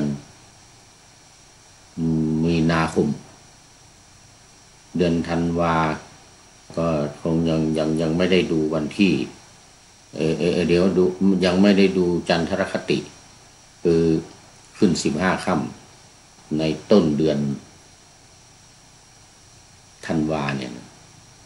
ก็คงจะประมาณวันที่8 ที่ 9นะวันที่8 ที่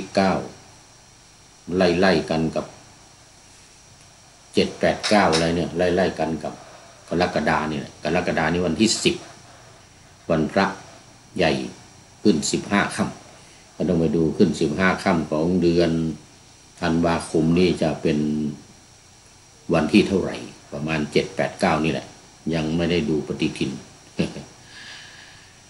ก็เพียงแต่มีมติว่าเอาเป็นเดือนธันวาไปถึงเดือนมีนา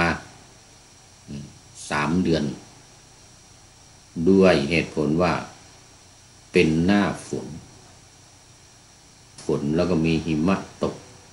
ทั้งฝนจริงฝนหิมะนะแล้วก็มีความหนาวอย่างที่วัดนี่หิมะสูงขึ้นถึงหัวเข่านี่ เหมาะสมที่จะอยู่จำศีลจำพรรษา ไม่ออกไปไหนลำบากตามเหตุผลของการจำพรรษาในประเทศอินเดียสมัยนั้นเพราะว่าพระสงฆ์มันเป็นฤดูฝนไปไหนก็เปียกปอนไม่พอเดินไปตามทุ่งนาก็ไปเหยียบย่ำข้าวกล้าของประชาชนของญาติโยมอีกด้วยเพราะมันเป็นฤดูฝนแต่ว่าในยุโรปหรือในทางตะวันตกเนี่ยมันก็ไม่ได้ไปเหยียบข้าวกล้าอะไรหรอกแต่ว่ามันมีหิมะตกมากมันมีฝนตกมากคือฝนเนี่ยมันตกทั้งปีใน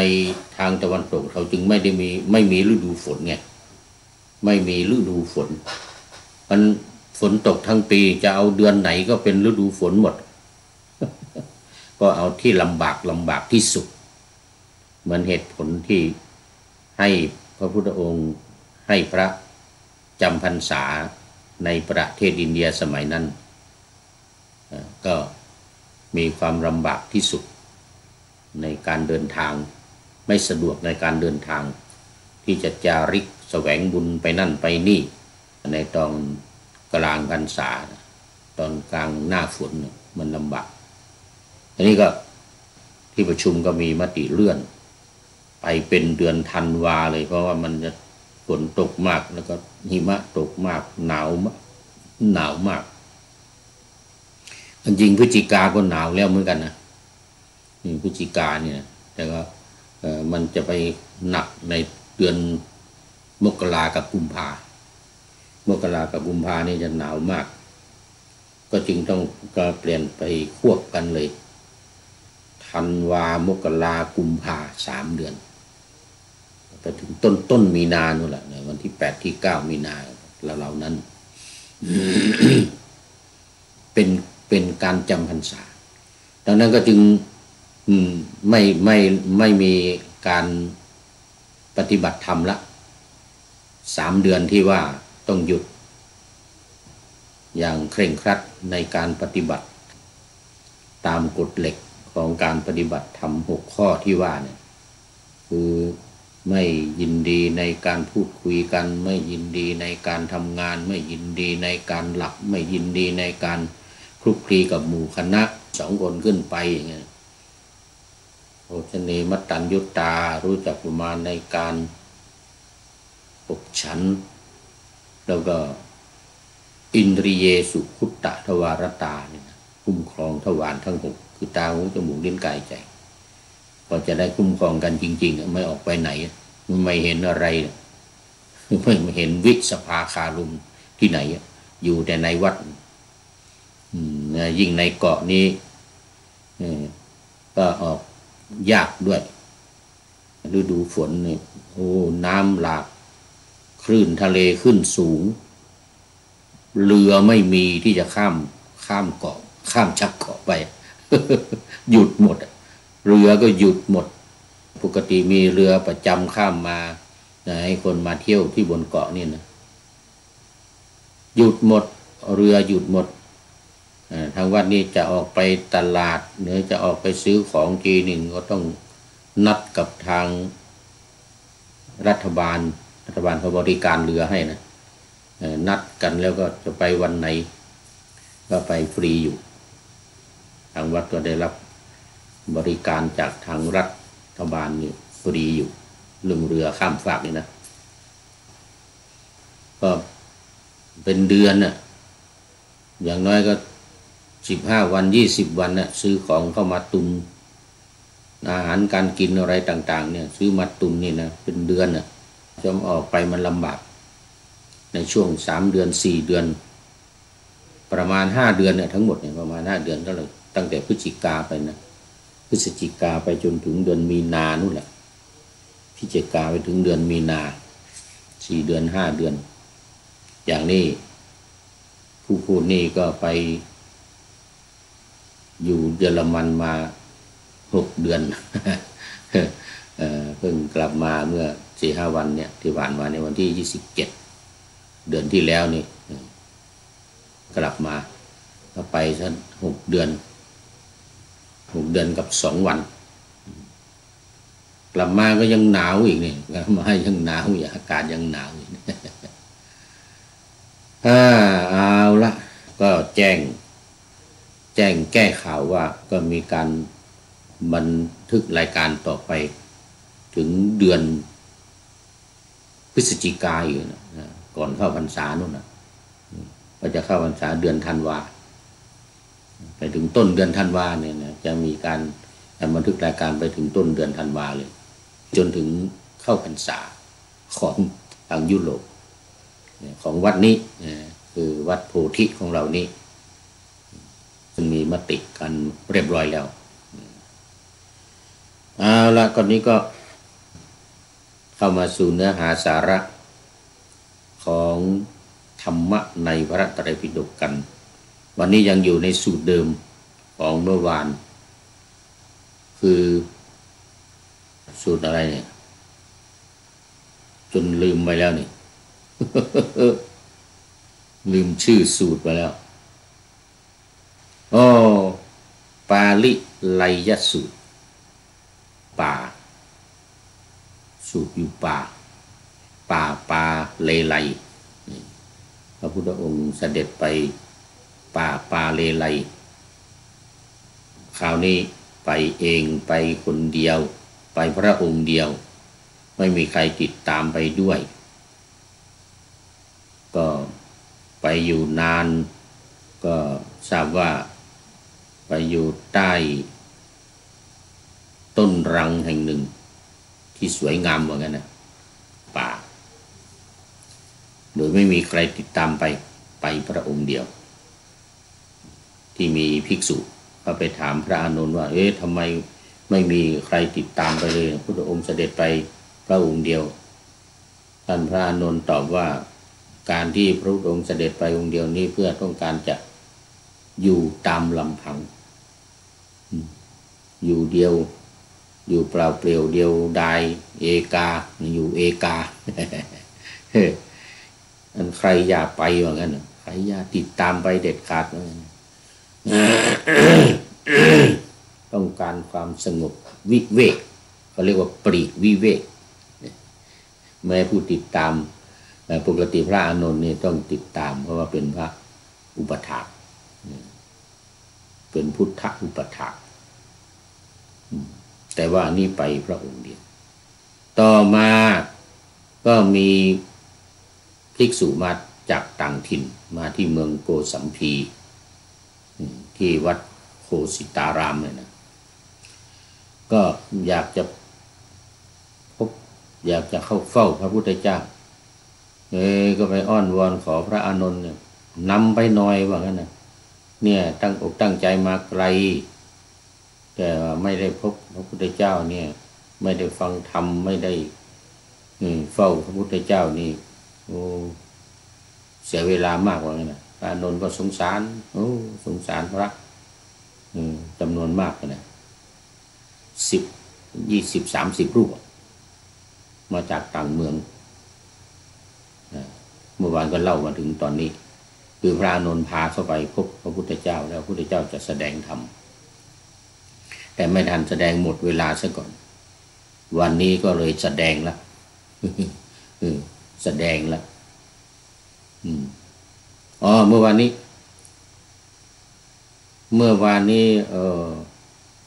แสดงธรรมไปแล้วให้ภิกษุทั้งหลายด้วยธรรมกถาไปแล้ว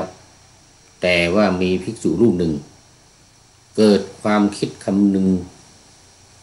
เกิดความสงสัยที่คำนึงขึ้นมาในใจพระองค์ทรงทราบด้วยพระทัยของพระองค์เองโดยยังไม่ทันได้ถามไม่ทันได้พูดพระองค์ทรงทราบก็เลยตรัสเรียกภิกษุทั้งหลายมาเนี่ยดังปาณาธรรมะนี้ไว้พระผู้มีพระภาคทรงทราบจากความคำนึงของภิกษุรูปหนึ่งจึงเรียกหมู่ภิกษุมาตรัสว่าภิกษุทั้งหลายเรานั้นได้ตรัสคาถาทำโดยการเลือกหาที่เรียกว่าการวิจัยหมายถึงว่าที่พระองค์แสดงธรรมให้ภิกษุทั้งหลายฟังเนี่ยวันพอไปถึงเนี่ยแสดงสติปัฏฐาน4ประการเลือกเฟ้นใช้สัมมัปปทานใหญ่4ประการเลือกเฟ้นงามโดยการวิจัยอย่างดีแล้วเหมือนกันนะอิทธิบาท4โดยอิทธิบาททั้ง4โดยการวิจัยข้อความอินทรีย์เลือกเฟ้นงามพละ5ประการโดยการวิจัยโพชฌงค์ทั้ง8องค์เลือกเฟ้นสวยอริยมรรคด้วยองค์8โดยการวิจัยภิกษุทั้งหลายเราแสดงเล่าโดยการได้เลือกเฟ้นหรือวิจัยเช่นนี้แต่ก็ยังมีภิกษุบางรูปได้เกิดสงสัยคิดอย่างนี้ว่าเมื่อบุคคลมีความรู้เห็นอย่างไรสวะ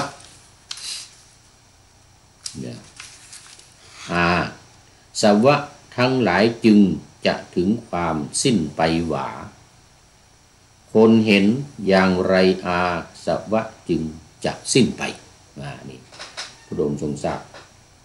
แล้วก็ตรัสให้ภิกษุทั้งหลายฟังว่ามีภิกษุรูปหนึ่งในเนี่ยว่าไงในพระธรรมวินัยเนี่ยที่นั่งอยู่ในเนี่ยที่มาด้วยกันเนี่ยมีรูปหนึ่งว่าไงคิดว่าการรู้อย่างไรเห็นอย่างไรอาสวะจึงจะสิ้นไปโดยลำดับว่าไงก็เราจะแสดงเธอทั้งหลายจงฟังจงใส่ใจให้ดีเราจักแสดง การเห็นอย่างไรการรู้อย่างไรอาสวะจึงจะสิ้นไปโดยลำดับหลังจากนั้นพระพุทธองค์ก็แสดงธรรมให้ภิกษุทั้งหลายฟัง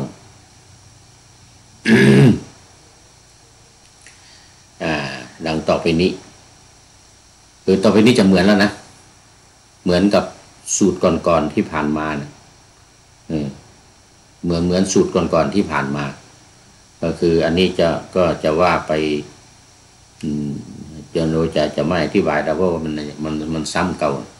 หลายสูตรที่ผ่านมาคือในขันธวรรคเนี่ยในขอไปในขันธสังยุตขันธวารวรรคนี่นะวรรคใหญ่ตอนนี้อยู่ในขัตชนียวรรควรรคเล็กว่าด้วยการขุบว่าด้วยการกินการขุบเคี้ยวขาธนียะขัตชนียะว่าด้วยการขุบเคี้ยวการกินในวรรคนี้ก็มีหลายสูตรตอนนี้มันมาถึงสูตรที่9แล้วสูตรที่9นี่คือปาลิไลยสูตรหรือป่าเลไลพูดถึงเรื่องป่าเลไลป่าที่พุทธองค์ครั้งแรกจริงๆเสด็จหนีภิกษุที่ทะเลาะกันเมืองโกสัมพีเนี่ยอันเดียวกันป่าที่เดียวกันนี่แหละครั้งแรกจริงๆพระองค์เสด็จหนีไปจำพรรษาอยู่3 เดือนภิกษุทั้งหลายเลิกกันทะเลาะกัน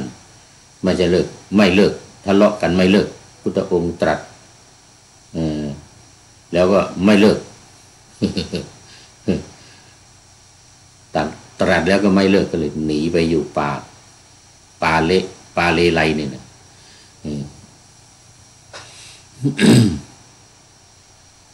ก็พระพุทธองค์ก็ได้จึงแสดงธรรม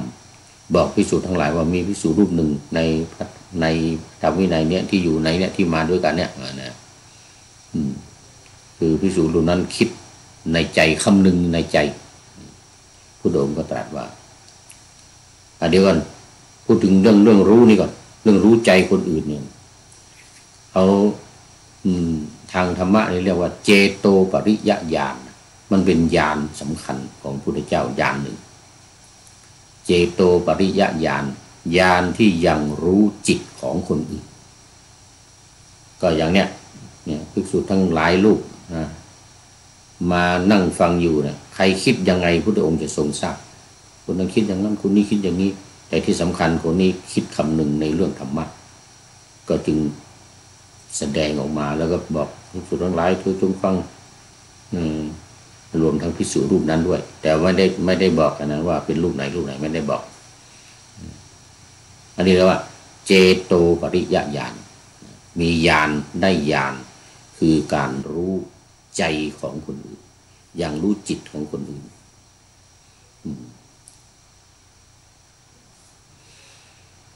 คือว่าไงนะปุถุชนในโลกนี้ผู้ไม่ได้สดับธรรมของไม่ได้สดับไม่ได้เห็นพระอริยะก่อน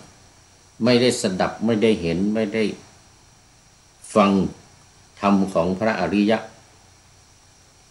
ไม่ได้รับการแนะนำจากพระอริยะแล้วก็ไม่ได้เห็นสัตบุรุษแล้วก็ไม่ได้ฟังธรรมของสัตบุรุษไม่ได้รับการแนะนำของสัตบุรุษพิจารณาเห็นรูปโดยความเป็นอัตตาเนี่ยมาแล้วอันเก่าอันเดิมคือมันก็จะมีรูปเวทนาสัญญาสังขารวิญญาณนี่นะเมื่อไม่ได้ฟังธรรมของพระอริยะไม่ได้เห็นพระอริยะไม่ได้รับการแนะนำจากพระอริยะมีพระพุทธเจ้าเป็นต้นเนี่ยนะไม่ได้ฟังธรรมของสัตบุรุษไม่ได้เห็นสัตบุรุษแล้วก็ไม่ได้รับการแนะนำจากสัตบุรุษเนี่ยนะก็มีพระพุทธเจ้าเป็นต้นเนี่ยนะเรียกว่าสัตบุรุษก็ย่อมจะเห็นรูปเนี่ยโดยความเป็นอัตตาคือเห็นว่าเป็นตัวเป็นตนอย่างในสังโยชน์ข้อที่1สังโยชน์10 ประการข้อที่1ก็คือสักกายทิฏฐิ มีความเห็นว่าเป็นตัวเป็นตนอย่างเงี้ยนะเห็นรูปโดยความเป็นอัตตาการพิจารณาเห็นนั้นจัดเป็นสังขารเป็นสังขารยังไงสังขารนั่นแปลว่าการปรุงแต่งการปรุงจิตนั่นเองปรุงจิตของตัวเอง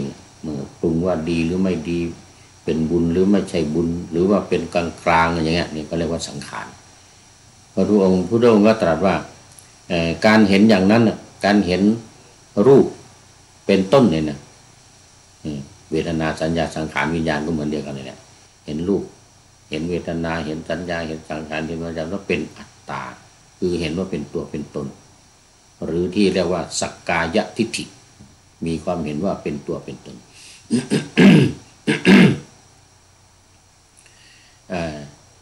เรียกว่าเห็นสังขารคือมีอะไรสังขารเนี่ยมีอะไรเป็นเหตุมีอะไรเป็นเหตุเกิดมีอะไรเป็นแดนเกิดนี่สามอย่างนี้จะมีความสงสัยมีความคิดสามอย่างนี้คือเห็นว่าคิดว่าสังขารนั้นมันมีอะไรเป็นเหตุมีอะไรเป็นเหตุเกิดแล้วมีอะไรเป็นแดนเกิดคือสังขารนั้นเกิดจากตัณหาที่เกิดขึ้นแก่ปุถุชนผู้ไม่ได้สดับผู้ถูกความเสวยอารมณ์ที่เกิดจากอวิชชาสัมผัสถูกต้องแล้วเพราะเหตุนั้นอวิชชาคือความไม่รู้นะแม้สังขารนั้นก็ไม่เที่ยงถูกปัจจัยปรุงแต่งอาศัยปัจจัยเกิดขึ้นแม้ตัณหานั้นก็ไม่เที่ยงถูกตัณหาปรุงแต่งอาศัยตัณหาเกิดขึ้นแม้เวทนาสัญญาสังขารวิญญาณก็เหมือนกันเกิดขึ้นเพราะอาศัยอวิชชาเป็นต้นเหตุถูกปัจจัยปรุงแต่งอาศัยปัจจัยเกิดขึ้นเมื่อบุคคลรู้เห็นอย่างนี้อาสวะทั้งหลายจึงสิ้นไปโดยลำดับเมื่อไม่เห็นไม่รู้ว่ามันไม่เที่ยงเป็นทุกข์เป็นอนัตตาความทุกข์ก็ไม่หายไปอาสวะทั้งหลายก็ไม่สิ้นไปโดยลำดับปุถุชนไม่พิจารณาเห็นรูปโดยความเป็นอัตตาแต่พิจารณาเห็นเป็นอัตตาว่ามีรูปเวทนาสัญญาสังขารวิญญาณก็เหมือนกันเห็นเวทนาว่าเป็นอัตตาเห็นว่าเวทนามีในรูปเห็นว่ารูปมีเวทนาอย่างนี้สัญญาสังขารวิญญาณก็เหมือนเดียวกันในทำนองเดียวกันนี้สังขารวิญญาณมีอะไรเป็นเหตุมีอะไรเป็นเหตุเกิดมีอะไรเป็นแดนเกิดเป็นกำเนิดคือสังขารนั้นเกิดจากตัณหาเกิดขึ้นแก่ปุถุชนผู้ไม่ได้สดับผู้ถูกความเสวยอารมณ์เกิดจากอวิชชาเนี่ยสัมผัส ถูกต้องแล้ว เพราะเหตุนั้นแม้สังขารนั้นก็ไม่เที่ยงถูกปัจจัยปรุงแต่งอาศัยปัจจัยเกิดขึ้นแม้ตัณหานั้นแม้เวทนานั้นแม้สัมผัสนั้นแม้อวิชชานั้นก็ไม่เที่ยงถูกปัจจัยปรุงแต่งอาศัยปัจจัยเกิดขึ้นเมื่อบุคคลรู้เห็นอย่างนี้อาสวะทั้งหลายจึงสิ้นไปดับไปปุถุชนไม่พิจารณาเห็นรูปโดยความเป็นอัตตาไม่พิจารณาเห็นเวทนาสัญญาสังขารและวิญญาณเป็นอัตตารูปเวทนาสัญญาสังขารและวิญญาณนั้นซึ่งมีปัจจัยมีปัญหาเป็นแดนเกิด มีปัจจัยเป็นเหตุให้เกิดมีการสัมผัสมีการให้เกิดมีการถูกการเสวยอารมณ์ต่างๆที่เกิดขึ้นปรุงแต่งโดยอวิชชาโดยความไม่รู้ที่เป็นต้นเหตุใน ปฏิจจสมุปบาทนะมีอวิชชาเป็นปัจจัยก็เกิดสังขารก็เกิดวิญญาณเกิดนามรูปเกิดผัสสะเกิดเวทนาเกิดตัณหาเกิดเรื่องอุปาทานมีอุปาทานเกิดภพเกิดชาติแล้วก็ชรามรณะทุกขโทมนัสอุปายาส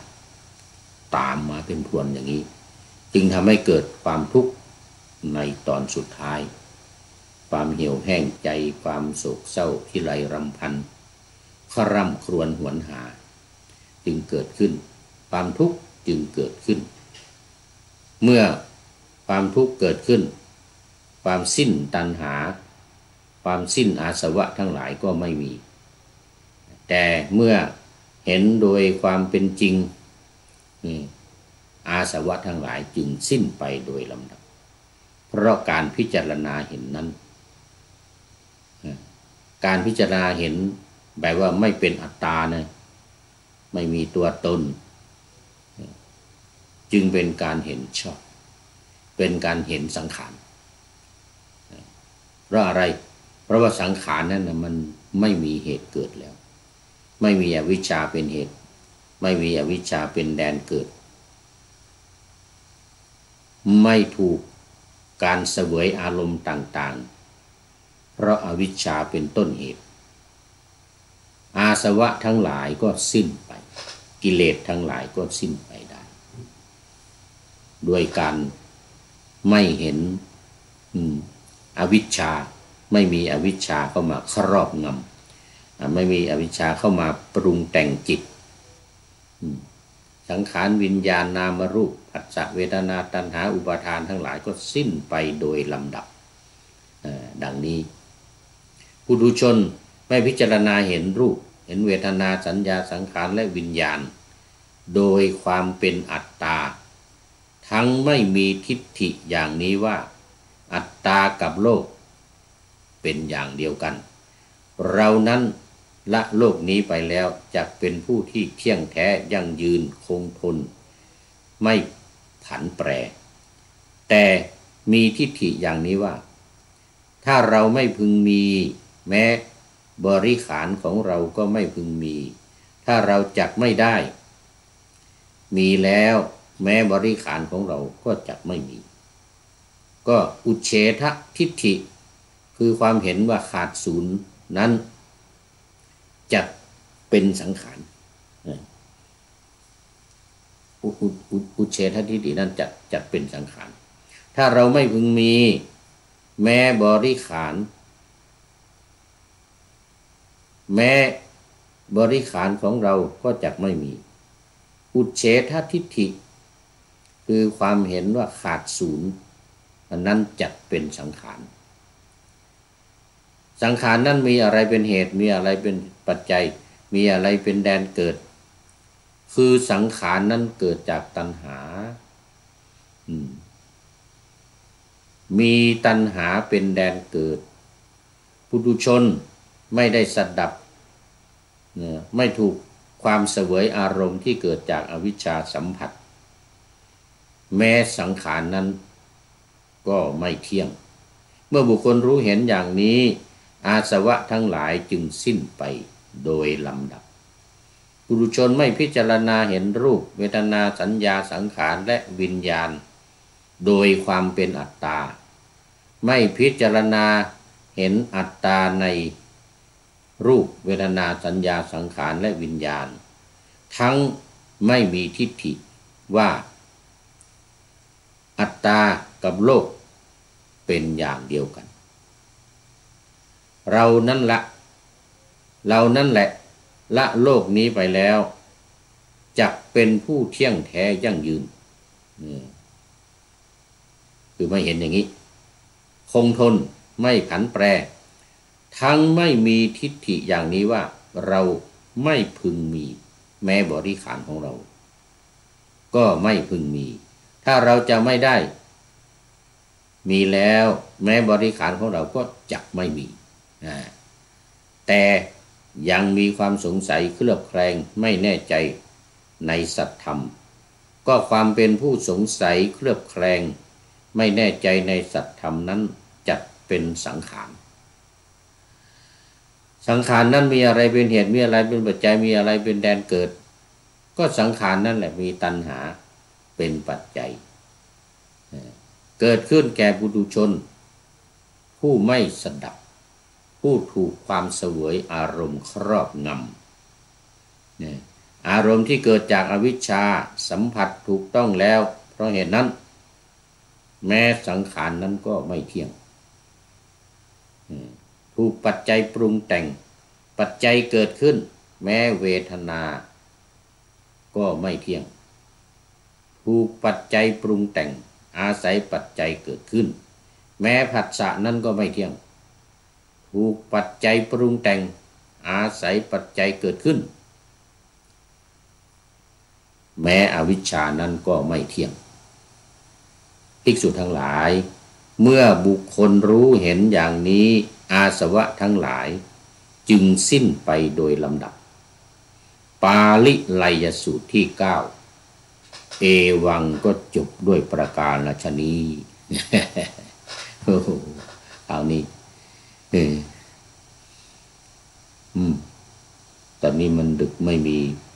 FC เข้ามาสักคนมันดึกเที่ยงคืนยังพอมีเวลาเหลืออยู่อีกนิดหน่อยตามปกตินี่จะได้3 สูตร 4 สูตรนะแต่วันนี้ป่าหน้าทำมากไปหน่อยป่าหน้าทำมากนานไปหน่อย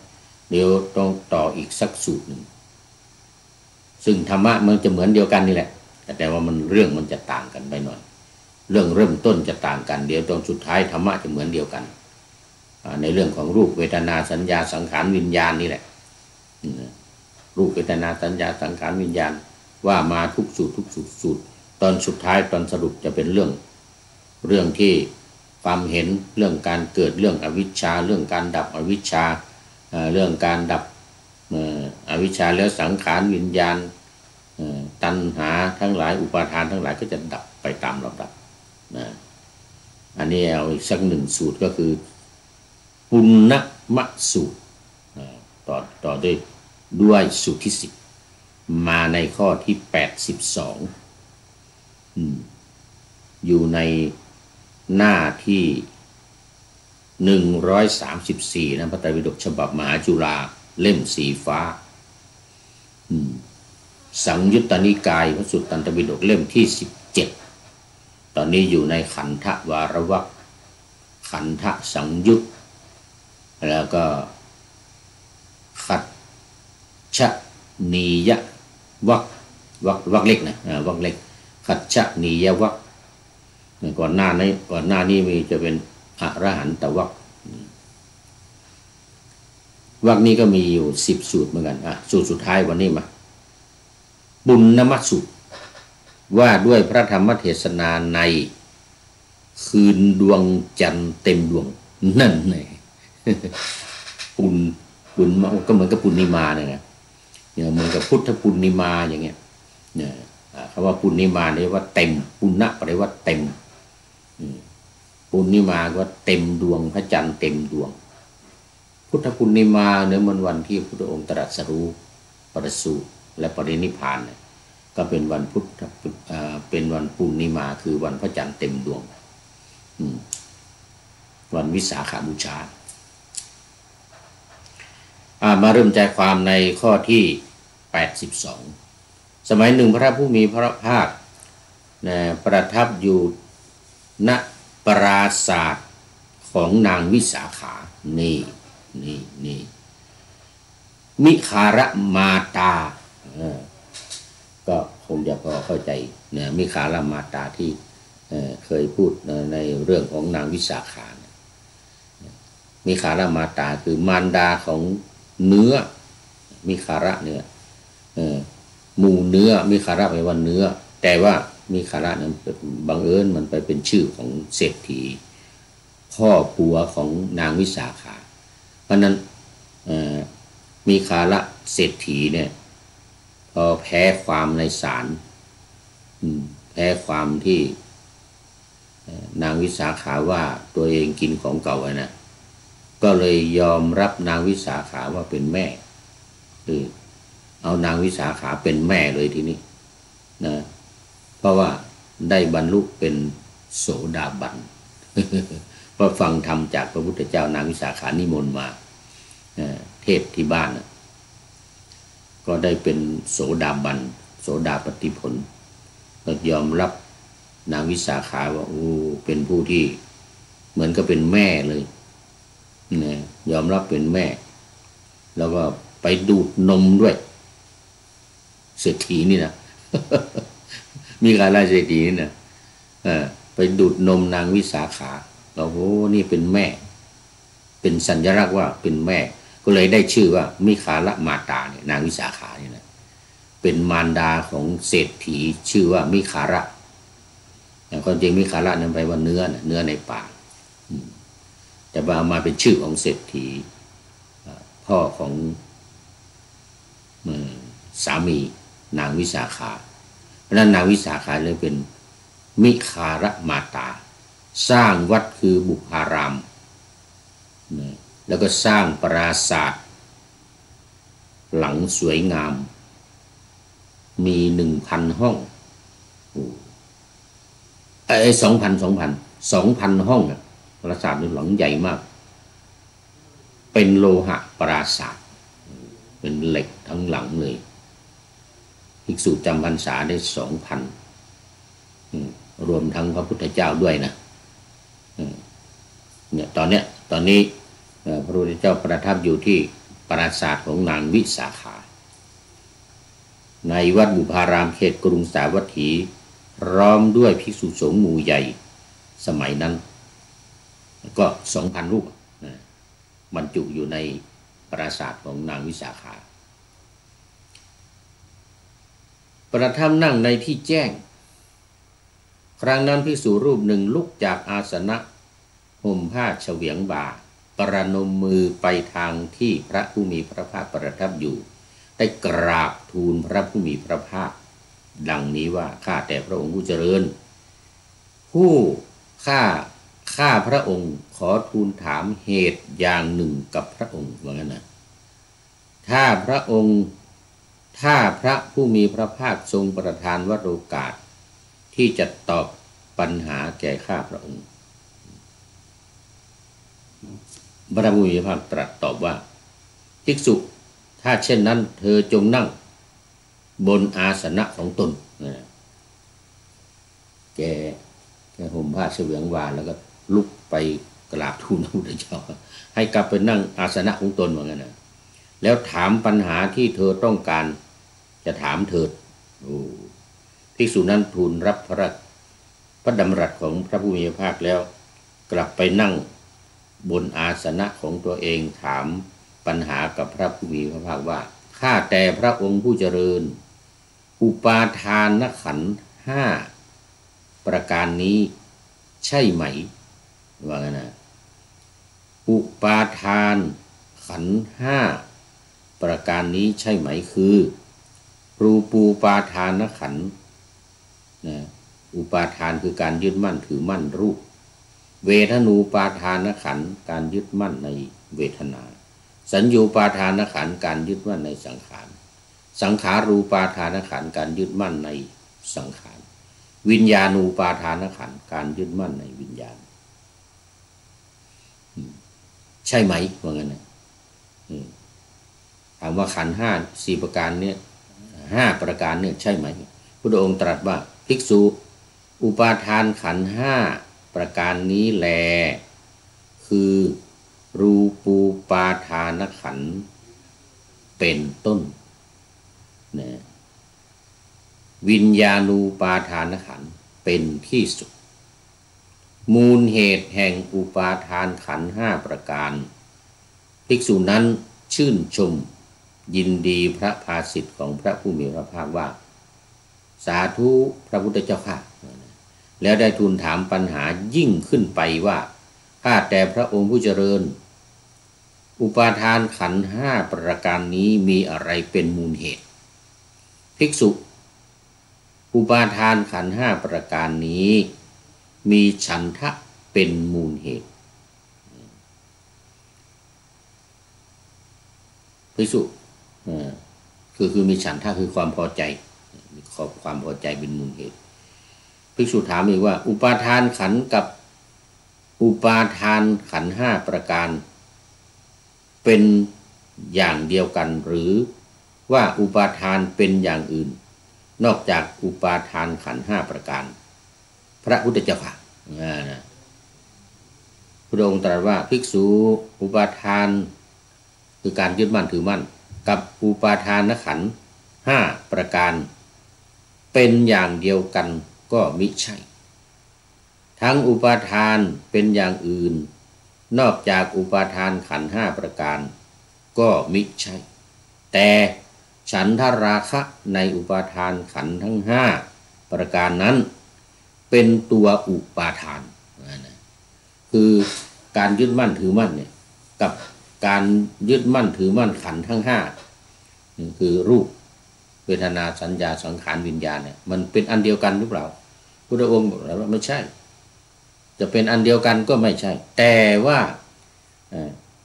กามราคะคือความใคร่ในกามราคะคือความใคร่เนี่ยมันเป็นตัวเหตุเป็นต้นเหตุนะของการยึดถือถ้าหากว่าไม่มีกามราคะคือความใคร่ในเรื่องของกามคุณทั้ง5ไม่มีฉันทะราคะคือความพอใจในความใคร่ทั้ง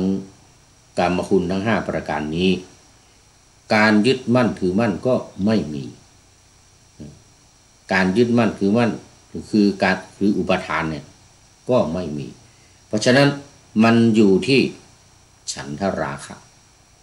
คือความใคร่ในความใคร่และความพอใจในกามคุณทั้งหลายมีรูปเป็นต้นรูปเสียงกลิ่นรสแล้วก็สิ่งของที่มาสัมผัสตัวเราฉันทราคะต่างๆในอุปาทานขันธ์5ประการจะพึงมีได้หรือพระผู้มีพระภาคตรัสตอบว่าพึงมีได้ภิกษุแล้วตรัสต่อไปว่าภิกษุบุคคลบางคนในโลกนี้มีความปรารถนาว่าในอนาคตการเราพึงมีรูปเช่นนี้เวทนาเช่นนี้สัญญาเช่นนี้สังขารเช่นนี้วิญญาณเช่นนี้ภิกษุฉันทราคะต่างๆในอุปาทานขันธ์ทั้ง5ประการจะพึงมีได้อย่างนี้แหละก็คือต้องการอยากจะมีรูปอย่างนี้สวยๆจะมีเวทนาสัญญาสังขารและวิญญาณอย่างนี้นี่แหละคือความใคร่ในความพอใจหรือฉันทราคะความใคร่ในฉันทะที่เกิดขึ้นตามรูปตามเวทนาตามสัญญาตามสังขารตามวิญญาณอย่างนี้แหละนั่นก็จบวันนี้จบพอดี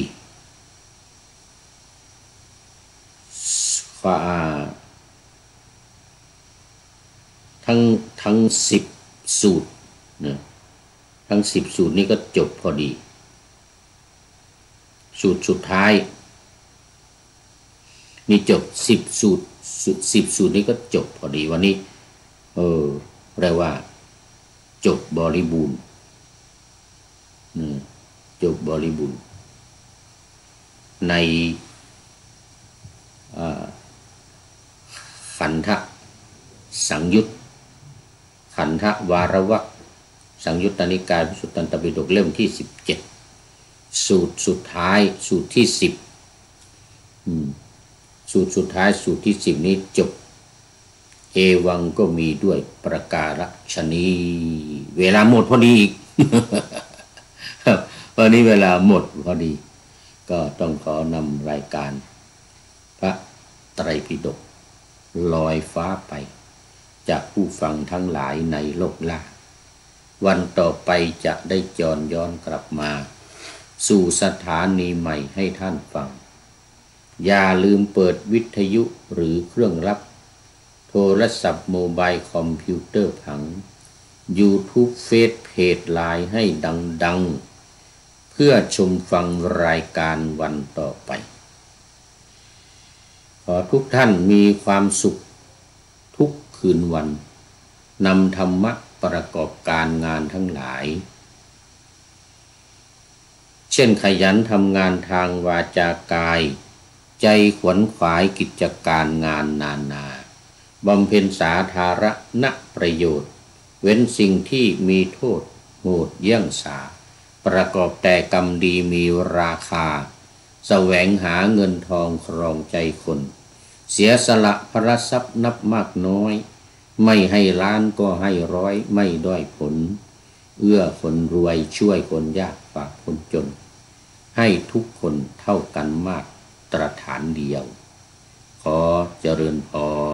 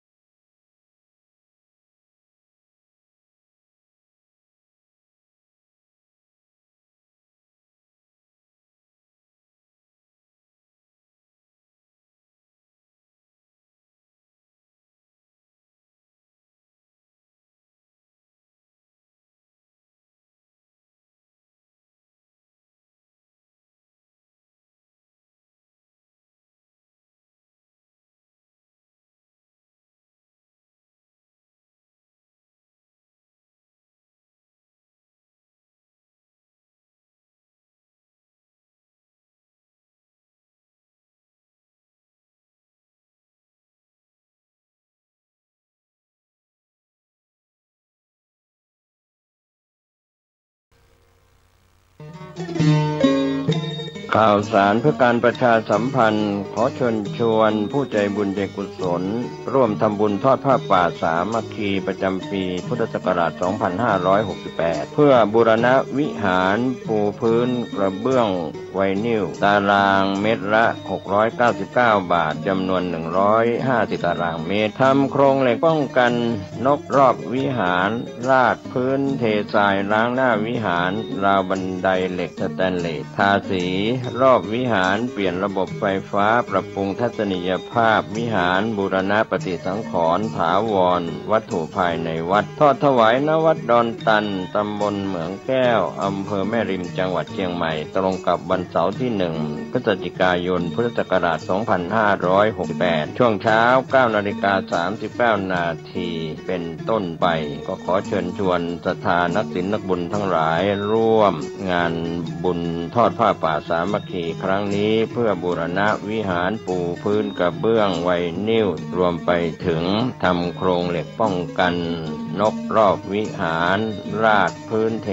ทรายร้างหน้าวิหารราวบันไดเหล็กสแตนเลสทาสีรอบวิหารเปลี่ยนระบบไฟฟ้าปรับปรุงทัศนียภาพวิหารบูรณะปฏิสังขรณ์ถาวรวัตถุภายในวัดดอนตันตำบลเหมืองแก้วอำเภอแม่ริมจังหวัดเชียงใหม่เสาร์ที่1 พฤศจิกายน 2568 นี้เชิญท่านร่วมงานร่วมบุญร่วมบริจาคได้บุญได้กุศลโดยทั่วหน้ากัน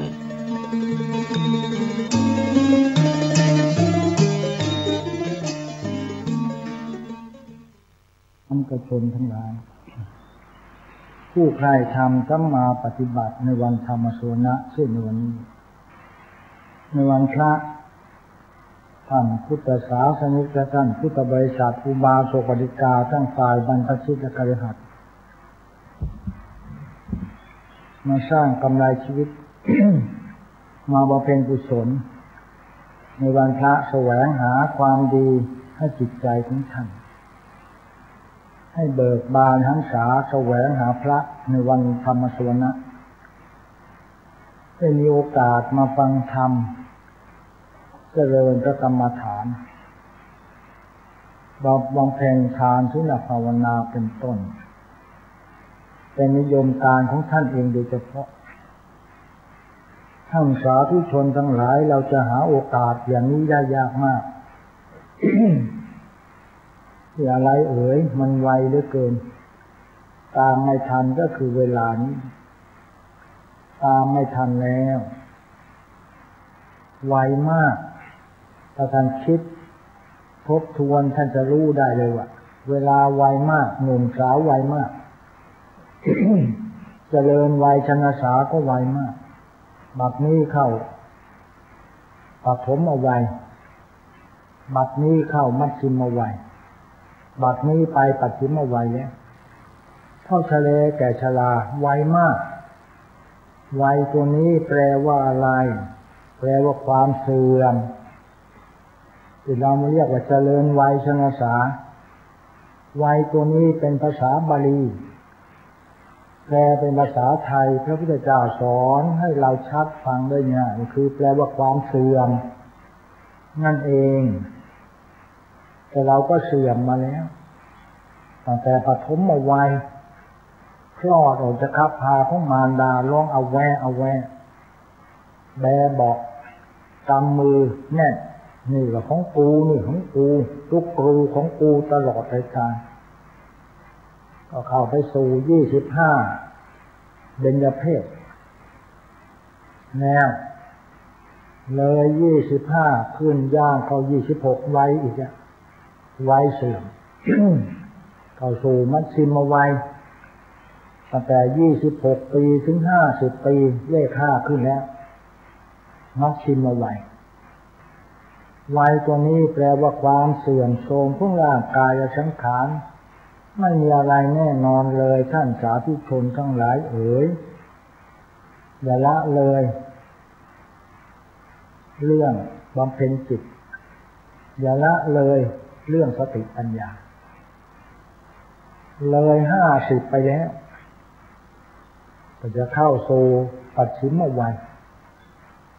ไปกระทั่งวันตายถึงจะไม่มีวันกลับมาอีกแล้วหากลับ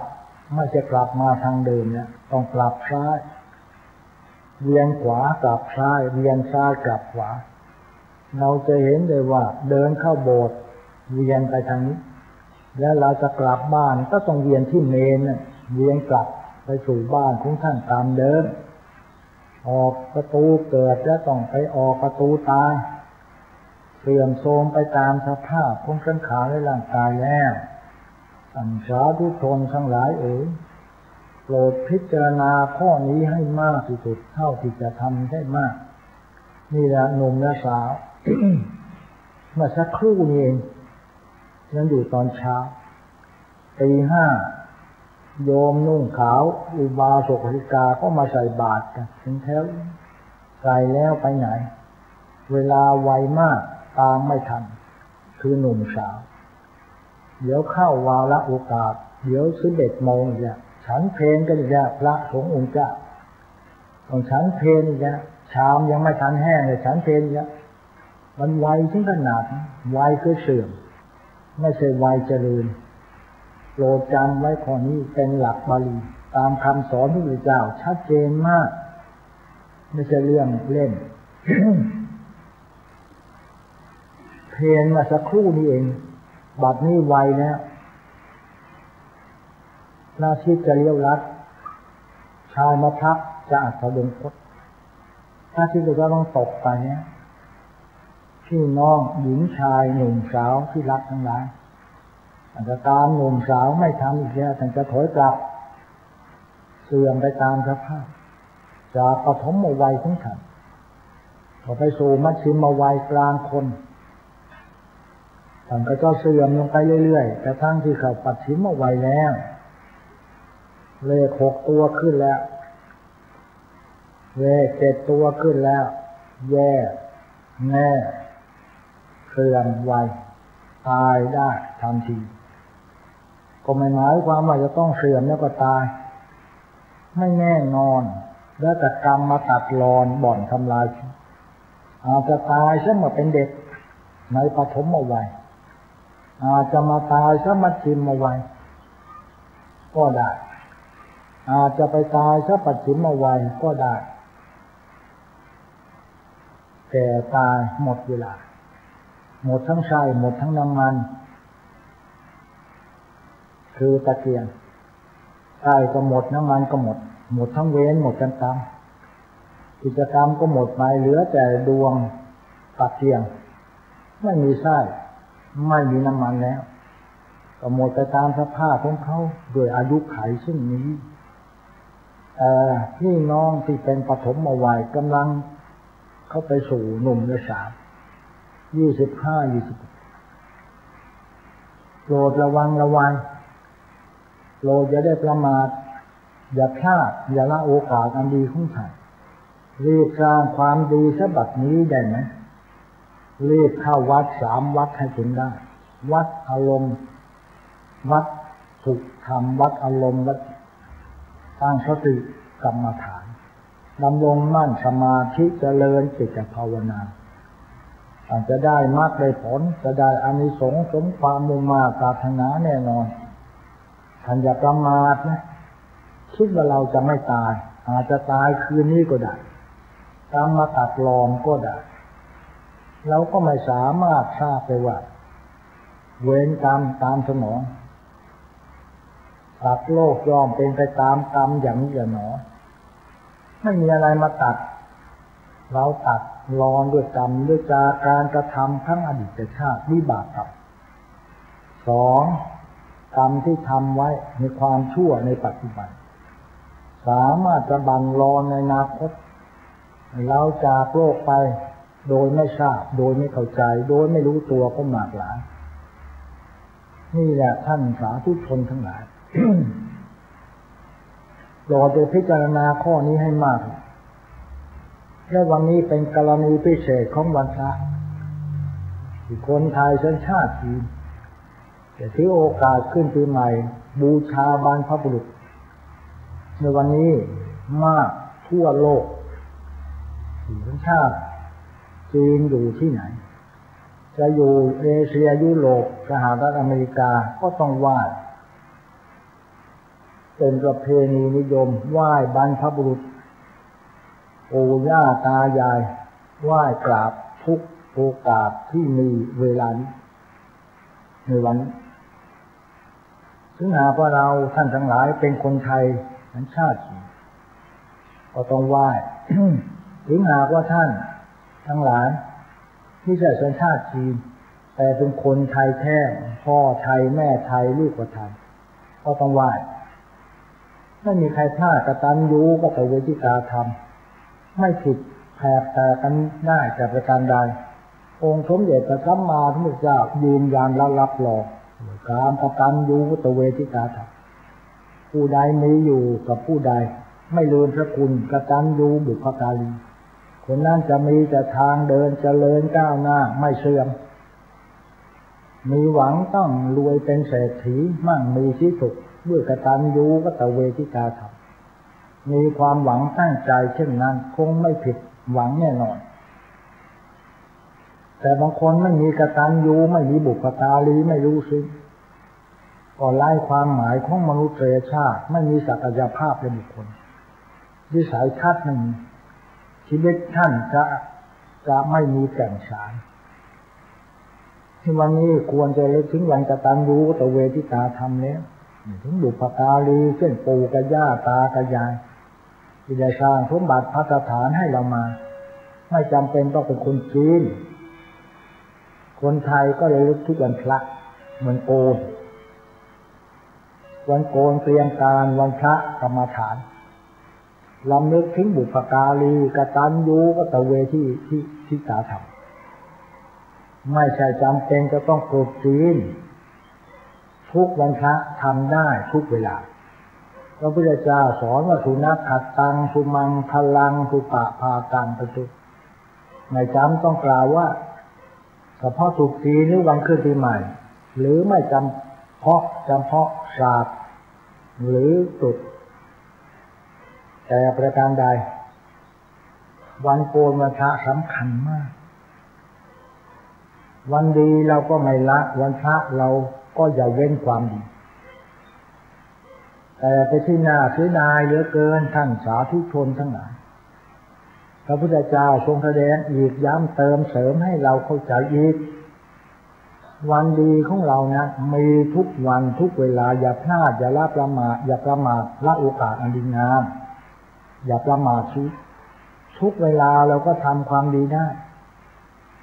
การดูตัวเวทีทุกหน้าที่และการงานทุกเวลาได้ไม่จำเป็นต้องวันกุศจีเสมอไปแต่วันกุศจีนี่เป็นประเพณีขึ้นไปใหม่ของสัญชาติจีนคนไทยสัญชาติจะขึ้นปีใหม่หรือไม่ใหม่ก็ตามเราก็เป็นคนเก่าไม่มีอะไรเปลี่ยนแปลงไปดีกว่านี้แต่ท่านนึกถึงบุพการีที่อุปการะเรามาแต่การก่อนนึกถึงคุณค่าของความดีอันนี้แล้วท่านจะเป็นคนดียิ่งในสังคมของท่านท่านจะเจริญรุ่งเรืองวัฒนาสถาพรแน่นอนทุกประการจะมีประโยชน์แก่ท่านเองโดยเฉพาะพระพุทธเจ้าให้ระลึกถึงลมหายใจเข้าออกหายใจเข้ารู้หายใจออกเข้าใจรู้แน่นอนเราหายใจเข้าหายใจออกเข้าใจแล้วเลือดเนื้อเชื้อไขได้มาจากปู่กับย่าตากับยายได้มาจากพ่อแม่ทั้งสองประการถ้านึกคุณค่าของชีวิตขึ้นมาว่าชีวิตเรามีค่าเวลามีประโยชน์นั้นแต่ไม่ทิ้งบุพการีได้ท่านทั้งหลายทั้งหนุ่มและสาวท่านมานั่งเจริญกรรมฐานท่านจะนึกอย่างนี้นึกถึงมหาเมตตาใหญ่นึกถึงบุพการีท่านจะร้องไห้น้ำตาท่านจะร่วงว่าคิดถึงแม่คิดถึงพ่อคิดถึงแม่ถึงปู่ย่าตายายชาติภูมิมาติภูมิของตนมีอุปการะคุณมาแต่การก่อนจะคิดถึงสถานที่ให้แรงเกิดสภาพความดีจะคิดถึงที่ประกอบอาชีพการงานเช่นบริษัทไม่ควรทำลายจะคิดถึงคุณงามความดีของอาชีพการงานสาขาที่เราขายข้าวขายของธุรกิจควรจะคิดถึงเขาด้วยอุปการะเรามาให้อยู่อาชีพการงานได้ดีได้ดีเช่นนี้จะมีประโยชน์ไม่ใช่น้อยมันน้ำย้อยบอกตามที่ละหยดที่ละหยาดก็เต็มกระบอกได้ชั้นใดก็ชั้นนี่แหละท่านผู้ปฏิบัติธรรมทั้งหลายเองถ้าท่านสนใจในเรื่องตัวท่านท่านจะไม่ถึงบุพการีได้เป็นอันดับแรกนี่แหละวันไหว้บรรพบุรุษต้องคิดนะนี่ท่านทั้งหลายวันพระวันดีไม่ละวันพระไม่เว้นคือสร้างความชั่วอย่างนั้นนี้แต่เราโปรดสร้างความดีวันดีก็สร้างวันพระก็ต้องสร้างวันดีไม่ต้องละวันพระอย่าเว้นความดีรีบมาวัดสดับพระธรรมเทศนาได้ไหมไม่ได้ไม่มีใครมาในวันพระสดับพระธรรมเทศนาไม่มีใครให้ทานในวันพระกระทั่งปู่ย่าตายายคอยรับส่วนบุญเอกวิสัยมันอยู่ข้างๆกันเยอะหมดแต่ไม่มีใครมาให้ทานในเปกวิสัยกำลังมาคอยรับส่วนบุญอยู่สวรรค์ เทพเจ้าที่ชั้นฟ้ากำลังเปิดม่านฟ้าดูประชาชนชาวโลกว่าวันนี้ใครจะทำบุญอะไรบ้างโลกสวรรค์โลกนรกปิดหยุดการงานหน้าที่ให้สร้างความดีเมืองนรกเนี่ยต้องหยุดงานมีหลักฐานที่ไหนยืนยันมีหลักฐานที่ยายใช้ยิ่งป้าปุ่นที่เอากุฏิกรรมฐานมาสร้าง80 บาทโดยโยมเล็กสุขใช้พงษ์ทายกที่วัดนี้เป็นผู้สร้างราคา80 บาททั้งนี่เป็นพยานว่าอยู่เมืองนรกมาเนี่ยวันโกนวันพระเขาให้หยุดไม่ต้องทำโทษวันดีมีปัญญาวันสวรรค์ก็ให้หยุดแต่เราเมืองมนุษย์มาหยุดวันเสาร์วันอาทิตย์มีหลักฐานที่ยืนยันได้ที่วัดหญิง2 ร่างนาง 2 ชาติมีหลักฐานที่ยืนยันได้แน่ชัดมากสมัย 2,500 การละครั้งนั้นแต่มาอยู่นี่ 2,499 เป็นกุฏิหลังแรกของวัดนี้เรียกว่ากุฏิกรรมฐานเป็นต้นก็จะไม่ขอกล่าวให้ยืดยาวในโอกาสนี้จะกล่าวแต่ว่าบุพการีสร้างความดีในกรรมฐานอาจจะเห็นถึงบุพการีด้วยความซึ้งใจน้ำตาท่านจะร่วงคิดถึงแม่คิดถึงพ่อนี่ปู่ย่าตายายอย่างนี้เป็นต้นนับภาษาอะไรคะเด็กตัวนี้เดียวแม่เป็นโรคมะเร็งแท้ๆมีศรัทธามั่น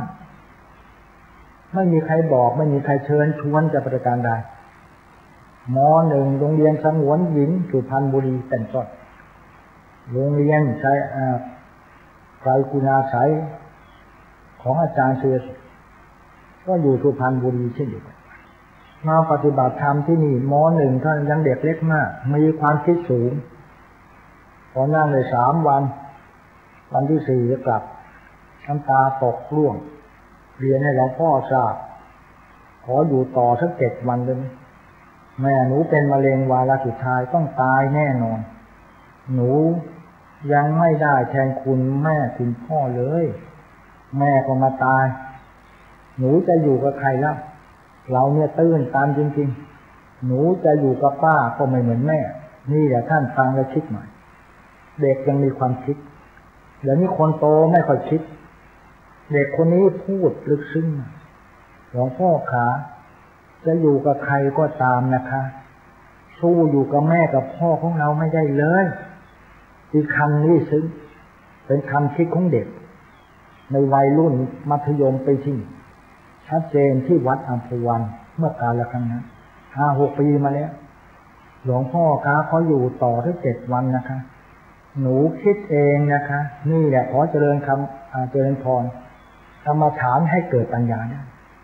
เด็กม.1 เกิดปัญญาใช้ได้แล้วเด็กโตไม่ค่อยเกิดปัญญานั่งกรรมฐานหมู่ไปคุยกันก็เสสวนหวนหาท่านจะไม่ได้ผลจะไม่ลึกซึ้งจะประการใดต้องการปริโภคกังวลอย่าไปห่วงใยใครได้ไหมอย่าคิดหลายเรื่องในเวลาเดียวกันจงคิดแต่เรื่องเดียวเอาหลายเรื่องในเวลาเดียวกันท่านจะสับสนโอลหม่านจิตใจท่านจะไม่เป็นสมาธิแน่นอนที่สุดขอฝากท่านไว้เด็กคนนี้พูดแล้วเราก็ตื่นตันนึกคิดถึงแม่เหมือนกันอาตมาคิดถึงแม่มากแต่ตอนคอหักหายใจทางสะดือได้คนอื่นไม่ได้รู้ไม่เคยคิดเด็กม.1 แท้ๆญาติโยมตั้งใจคิดได้หรือไม่ได้ไม่เป็นไรเราจะอยู่กับพ่อแม่ดีหรืออยู่กับผัวก็เมียดีเด็กนี่มันรู้คิดคุณหลวงพ่อคะหนูคิดได้มานั่งกรรมฐานที่ศาลาโรงเรียนสงวนหญิงสุพรรณบุรีอาจารย์บรรเลงผู้ช่วยผัวอเป็นผู้ผ่านเราจะอยู่ที่ไหนก็ตามหลวงพ่อคะอยู่กับป้านะเหมือนพ่อแม่เราไม่ได้เลยหนูเนี่ยยังไม่แทนคุณท่านได้เลยแม่หนูต้องตายแน่นอนวาระสุดท้ายแล้วหนูคิดเองหนูเคยไปอยู่กับเพื่อนหรืออยู่กับป้าไม่มีป้าอยู่ใกล้ๆบ้านติดกันก็ไม่อบอุ่นเลยอะไรหนอหลวงพ่อคะจะอบอุ่นเท่าอยู่กับแม่กับพ่อไม่มีแล้วแน่นอนที่สุด แล้วก็พ่อแม่ก็รักเราอย่างบริสุทธิ์พี่น้องที่รักสาธุชนทั้งหลายสามีภรรยารักกันไม่บริสุทธิ์ดีก็จะรักไม่ดีก็จะเกลียดฉันดีก็จะช่วยไม่ดีก็จะถีบออกไปเป็นอย่างนี้จริงๆแต่ความรักของพ่อแม่เนี่ยยุติธรรมบริสุทธิ์มากไม่หวังผลตอบแทนกับลูกแน่นอนที่สุดลูกจะให้แทนหรือไม่แทนจะตอบหรือไม่ตอบพ่อแม่ไม่เคยว่าอะไรถ้าท่านมีลูกท่านจะรู้ได้ถ้าท่านไม่มีบุตรธิดาท่านจะไม่รู้เลยหนุ่มถ้าเป็นหนุ่มเป็นสาวท่านจะไม่รู้เรื่องนี้แน่นอนอะไรหนอจะอบอุ่นถ้าตัดแม่ล่ะอะไรหนอจะอบอุ่นถ้าวงแขนของพ่อเราไม่มีอีกแล้วอะไรวงแขนของสามีกับภรรยามันจะอุ่นเท่าวงแขนของแม่ไหมท่านไม่ได้นั่งกรรมฐานท่านคิดไม่ได้ท่านไม่คิดเคยว่าแม่นินทาพ่อแม่เรามานั่งกรรมฐานให้มันได้ผลได้มั้ยรับรองถ้าจะร้องไห้คิดถึงแม่เราไม่น่าว่าจะคิดกับแม่อย่างนี้ไม่น่าจะคิดกับพ่ออย่างนี้เลยมันจะออกมาเป็นบทกลอนทำนองธรรมแต่นึกถึงบุพการีได้ชัดเจนคือกตัญญูกตเวทิตาธรรมต้องได้เป็นข้อแรกของกรรมฐานถึงจะเป็นการถูกต้องถ้าไม่เกิดนี่ท่านได้กรรมฐานไม่ได้ผลมันนั่งจะไปสวรรค์นิพพานไปบวชชีพราหมณ์ตามวัดกันอย่างนั้นเลยมีแต่วิทยากรเทศกันไม่พักติดกันเทศไม่พักอาตมาไม่นิยมอย่างถวายซองนี่ก็ไม่นิยมอย่าหาว่าอาตมาว่าอย่างพวกนี้นิยมที่โยมสร้างธรรมะสร้างพระไว้ในใจให้มากที่สุดแต่ปัจจัยที่จะทำบุญอาจจะเป็นประเภทสองทานที่ภาวนาอันนั้นอาจจะเป็นประเภทสองได้นี่แหละบุพการีเนี่ยพระพุทธเจ้าสอนว่ากตัญญูกตเวทีในโลกนี่หายากคนที่ระลึกถึงบุญคุณเนี่ยไม่ค่อยจะมีท่านสอนไม่ชัดคือบุพการี10,000 คนจะมีสักคนหรือที่ลึกซึ้งเข้าไปถึงเหตุการณ์ซึ่งรู้แต่ว่าชายเนี่ยเป็นพ่อหญิงเนี่ยเป็นแม่เท่านั้นแต่ไม่รู้เลยน้ำใจของพ่อน้ำใจของแม่เป็นประการใดในบุพการีคนจีนเขาจึงขลังมากไหว้บรรพบุรุษเช่นในวันตรุษจีนเช่นในวันนี้นั้นเขาจึงน้อมไหว้เอาเครื่องไปไก่น้มเข่งน้มเทียนตามประเพณีจีนมาไหว้กันมากมายถึงหากว่าจะผิดธรรมะบางอย่างเช่นพ่อแม่ชอบสุรายาเมาก็เอายาเมาเหล้ามาบูชาพระคุณเป็นการกตัญญูเหมือนกันแต่ก็ไม่ผิดอะไรมากหลายแต่เราอย่าไปกินเหล้าให้มันเมาก็แล้วกันเอาเป็นประเพณีเป็นการวัตถุสมมุติบัญญัติเพื่อไม่ทำลายน้ำใจพ่อดื่มชอบดื่มเหล้าแม่ชอบดื่มเหล้าก็ไม่บูชาพระคุณเท่านั้นแต่เราอย่าไปดื่มเหล้าซะเองก็เห็นจะไม่เป็นบาปเป็นการบูชาพระคุณอย่างลึกซึ้งไม่ทำลายน้ำใจของพ่อแม่ถึงพ่อแม่ยังมีชีวิตอยู่ท่านชอบอย่าไปขัดคอซะเราหานโยบายอื่นให้ท่านทำบุญให้ท่านเลิกเหล้าให้จงได้อย่าไปว่าพ่อให้เสียน้ำใจอย่าไปว่าแม่เสียน้ำใจเช่นนั้นตามคำสอนพระพุทธเจ้าบัวอย่าช้ำน้ำอย่าขุ่นขอให้ชีวิตเราอุ่นใจตลอดกาลประวัติศาสตร์มีเวลาการที่มีประโยชน์ในชีวิตท่านมิใช่น้อยประการหนึ่งเป็นที่พึ่งของเราแน่นอนวันนี้จะชี้แจงถึงเรื่องกรรมฐานกตัญญูกตเวทิตาธรรมเหมือนเด็กทัศนีนั้นม.1 เห็นชัดคิดถึงแม่เนี่ยถ้าเธอไม่มาจากสงวนหญิงมานั่งกรรมฐานแล้วเธอจะไม่นึกคิดไม่ออก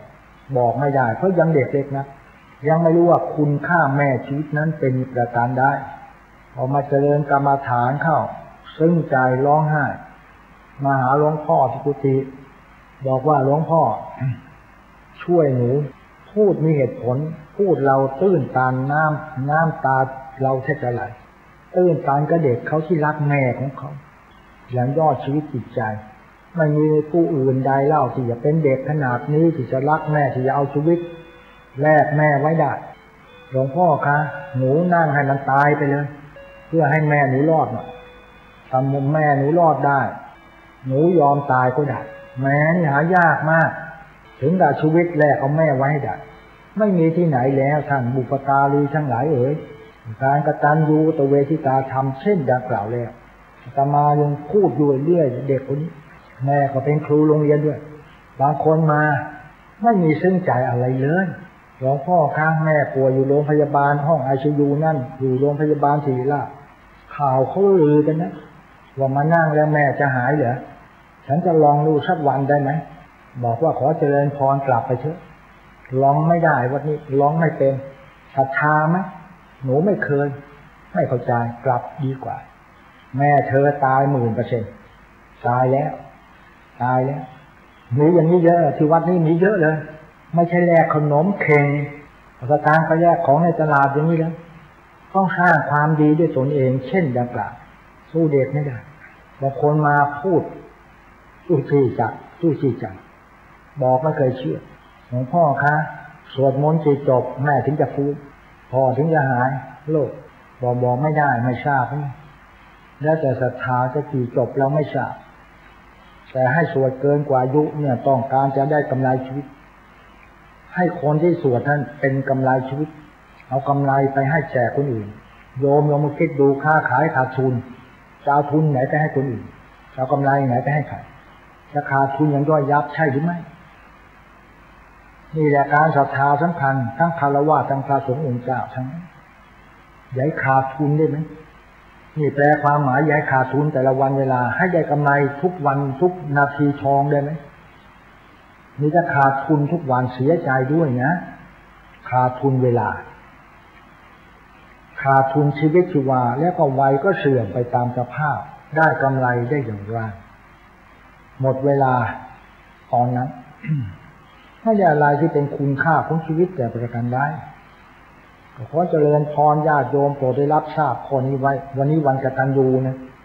ต่อบรรพบุรุษก็ต้องพูดให้เข้าใจเผื่อท่านจะเป็นไทยสัญชาติจีนหรือจีนสัญชาติไทยก็ไม่ว่ากัน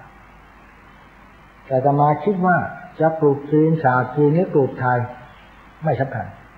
ญทำทุกวันได้ไหมกตัญญูทุกวันได้ไหมเจริญบุพการีและไม่ถึงคุณของผู้มีพระคุณทุกวันทุกนาทีทุกลมหายใจได้ไหมและไม่ถึงคุณพระพุทธเจ้าทุกนาทีทองได้ไหมที่มีพระคุณอล้นเหลือในถึงพระธรรมที่เราปฏิบัติธรรมเนี่ยตลอดทั้งวินาทีเดียวก็ต้องคิดได้ไหม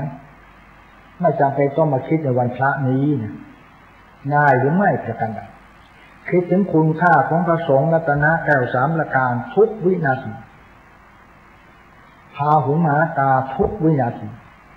มันจะเจริญสีเจริญหน้าที่การงานเงินไหลนองทองไหลมาท่านได้กำไรชีวิตท่านได้กำไรเงินจะไหลนองทองไหลมาเพราะอารมณ์ท่านดีมีปัญญา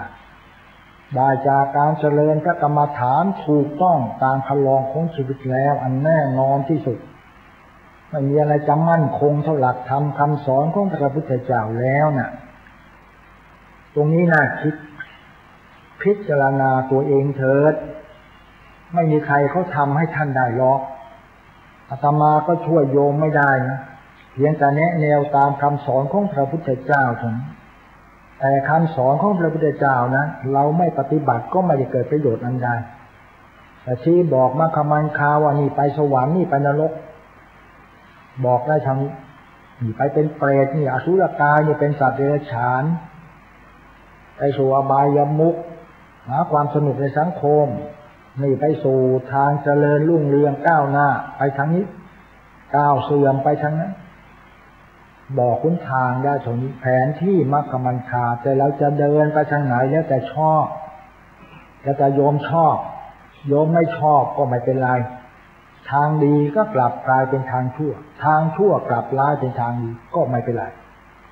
อย่าเห็นกงจักรเป็นดอกบัวอย่าเห็นความชั่วเป็นความดีเลยจงเห็นกงจักรเป็นกงจักรเห็นดอกบัวเป็นความดีมีปัญญาแสงสว่างนพผาคือปัญญาญาณเห็นให้มันกลงที่คงวาคงศอกอย่าต่อหน้ามาพลับรับหลังตะโกต่อหน้าส้มโอรับหลังส้นเช้งเห็นไม่ลงควรจะเป็นมาตูมแข็งนอกกับมาก่อแข็งในแข็งทั้งนอกแข็งทั้งในอดทนในอดทนนอกด้วยการเจริญสติปัฏฐานสี่จะสร้างความดีทุกวิถีขาดจิตขึ้นวิถีสร้างความดีได้ทุกนาทีทองท่านจะประคองไว้วิชาความรู้ แถมขาดทุนที่เวลาที่ผ่านไปแล้วอย่างน่าเสียดายและเสียใจด้วยไม่เกิดประโยชน์โสติผลแต่ประการใดตรงนี้เป็นเรื่องอจินไตยสำหรับควรจะคิดกันต่อไปมีประโยชน์โสติผลอย่างแน่นอนของท่านเองท่านทั้งหลายนี่วันนี้วันหนึ่งถึงบรรพบุรุษท่านคิดถึงตัวท่านไหมบรรพบุรุษเป็นคนสร้างเรามานะน่าจะคิดถึงตัวท่านมีหัวใจมาจากพ่อมีเลือดน้ำเหลืองมาจากแม่มาทั้งปู่ทั้งย่าทั้งตาทั้งยายในตัวคนถ้าเจริญกรรมฐานได้ดังที่กล่าวแล้วถ้าจะคิดถึงตรงนี้มีถึงบุพการีจะขยันหมั่นเพียรเรียนหนังสือจะขยันหมั่นเพียรปฏิบัติหน้าที่โดยถูกต้องจะเริ่มต้นชีวิตให้ดีจะสร้างความดีให้มากที่สุดเท่าที่จะทำได้มันจะเกิดอัตโนมัติแก่ตัวท่านเองไม่ใช่มานั่งกระจิ้มจามมาแก้บนกันเหรอเห็นที่นี่เป็นศาลเจ้าควรจะเป็นศาลเจ้าไทยปงไม่รับบนศาลเจ้าไทยปงไม่รับบนนอนไปหาศาลเจ้าแม่กุนอิมเจ้าพ่อเสือเจ้าแม่ลายบนกระตูกระดกไม่ต้องทำมาให้กินไม่ต้องมานั่งกรรมฐานบนให้ไปสวรรค์นิพพานบนเลยแต่ที่นี่ไม่ใช่ศาลไทยปงท่านอย่ามาบนอย่างนั้นแต่อยากจะบนให้ลูกให้ตัวเองเรียนหนังสือเก่งบนเลยให้จุดธูปกับศาลไทยปงบอกข้าพเจ้าจะตั้งใจเรียนหนังสือไทยปงก็จะบอกตื่นตี 4ตั้งใจดูหนังสือตลอดไปพึ่งตัวเองให้ได้ไทยปงเขาจะบอกอย่าไปพึ่งคนอื่นนะเพราะศาลไทยปงไม่กินเครื่องสังเวยวัดนี้ไม่ใช่ศาลไม่ใช่ศาลอย่างอื่นเป็นศาลไทยปงไม่ใช่บน7 วันบน3 วันนะบน7 วันมาอยู่3 วันกลับไปแล้วอย่ามาโกหกศาลไทยปงเข้าใจไหมผู้เนี่ยไม่เข้าใจอะไรปงแปลกก็ไม่เป็นไรศาลนี้ไม่กินเครื่องสังเวยอย่าเสียสัจจะนะถ้าเสียสัจจะท่านจะลงนรกไปเลยศาลนี้ไม่รับบนอย่างนี้นะถ้าข้าพเจ้านั่งเจริญกรรมฐานอดทนตลอด7 วัน 7 คืนไม่นอนไม่พูดกับใครบนก๋วยเตี๋ยว5 ชามพอออกกรรมฐานกินให้มันอิ่มไปเลยนี่ศาลไทยปงไม่ใช่บนกับพระเนี่ยจะเอาอาชีวรดีๆมาถวายฉันนั่งกรรมฐานก็คงไม่ใช่ศาลไทยปงที่จะมีศาลอื่นแทรกอยู่ในศาลไทยปงแล้วก็ไม่รู้กินเครื่องสิ้นบนตลอดรายการวัดนี้ไม่รับบนนี่โทรมาตั้งแต่เช้าจะมาบวชเป็นพระ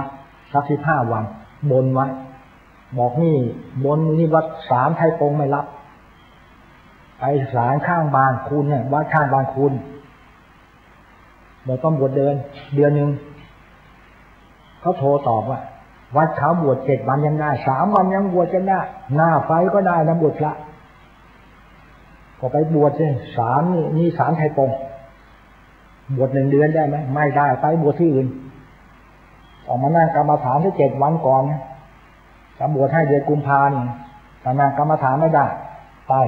ปศาลเจ้าแม่กุนอิมศาลไทยปงไม่รับนะจำไว้ได้เนี่ยมาบนกันเยอะเลยที่วัดเรานี่นะก็ไม่ทราบเหมือนกันยังทายไม่ออกว่าที่วัดอัมพวันที่ทางกรรมฐานเนี่ยเขาเป็นศาลอะไรศาลไทยปงหรือศาลเจ้าแม่กุนอิมน่าจะมาสร้างความดีให้กับตัวเองเหมือนเด็กเอาความดีให้แม่ได้ไหมอย่าบนใกล้บนนี่มันใกล้กันบนไม่ดีก็ไปบ่นทำให้เสียโอกาสเวลาท่านที่มีค่าเหลือเกินขอเจริญพรอย่างนั้นแต่ไม่มีโอกาสที่มีค่าที่กว่านี้เลยในอย่างจะบวชสัก7 วันเข้าวัด5 วันก็บวชอยู่แค่2 วันขาดทุนอย่างย่อยยับเลยที่วันนี้ต้องอยู่วัดอย่างตามตั้ง7 วันโทรมาแล้วโทรมาติดต่อบวชทางโทรศัพท์นี่อุปชาอยู่ไหมอุปชากำลังฉันข้าวให้หยุดฉันข้าวมารับสายหน่อยจะเอาลูกมาบวชนี่ตำราประวัติศาสตร์ต้องบันทึกขนาดพระนี้กำลังจะฉันข้าวบอกให้ท่านมารับสายหน่อยจะเอาลูกมาบวชโอ้โหขนาดนี้แล้วนะ ประเทศไทยเสียใจด้วยขนาดนี้แล้วหรือเห็นเราแพ้อะไรก็ได้ติดต่อโทรศัพท์เมื่อเช้านี้ทำงานวันเขียนหนังสือหมอจะเพนนะเพนไม่เป็นไรให้ท่านหยุดถามก่อนนะมารับสายหน่อยทางไกลโอ้โห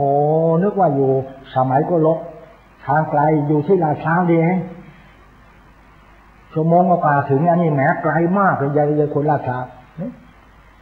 ลืมถามชื่อไปถ้าชื่อนี้มาก็สต็อปรับเลยสต็อปเลยขอประกาศไปด้วยนะนี่ฉันแล้วลุกไปรับได้รับเวลาโทรศัพท์ได้ไหมไปเรียกพระมากำลังฉันข้าวให้เลิกนี่ทำไมเป็นเช่นนี้แล้วประเทศไทยนี่เรื่องจริงเลยลืมไม่ได้ถามชื่อว่าอยู่ลาดพร้าวนี่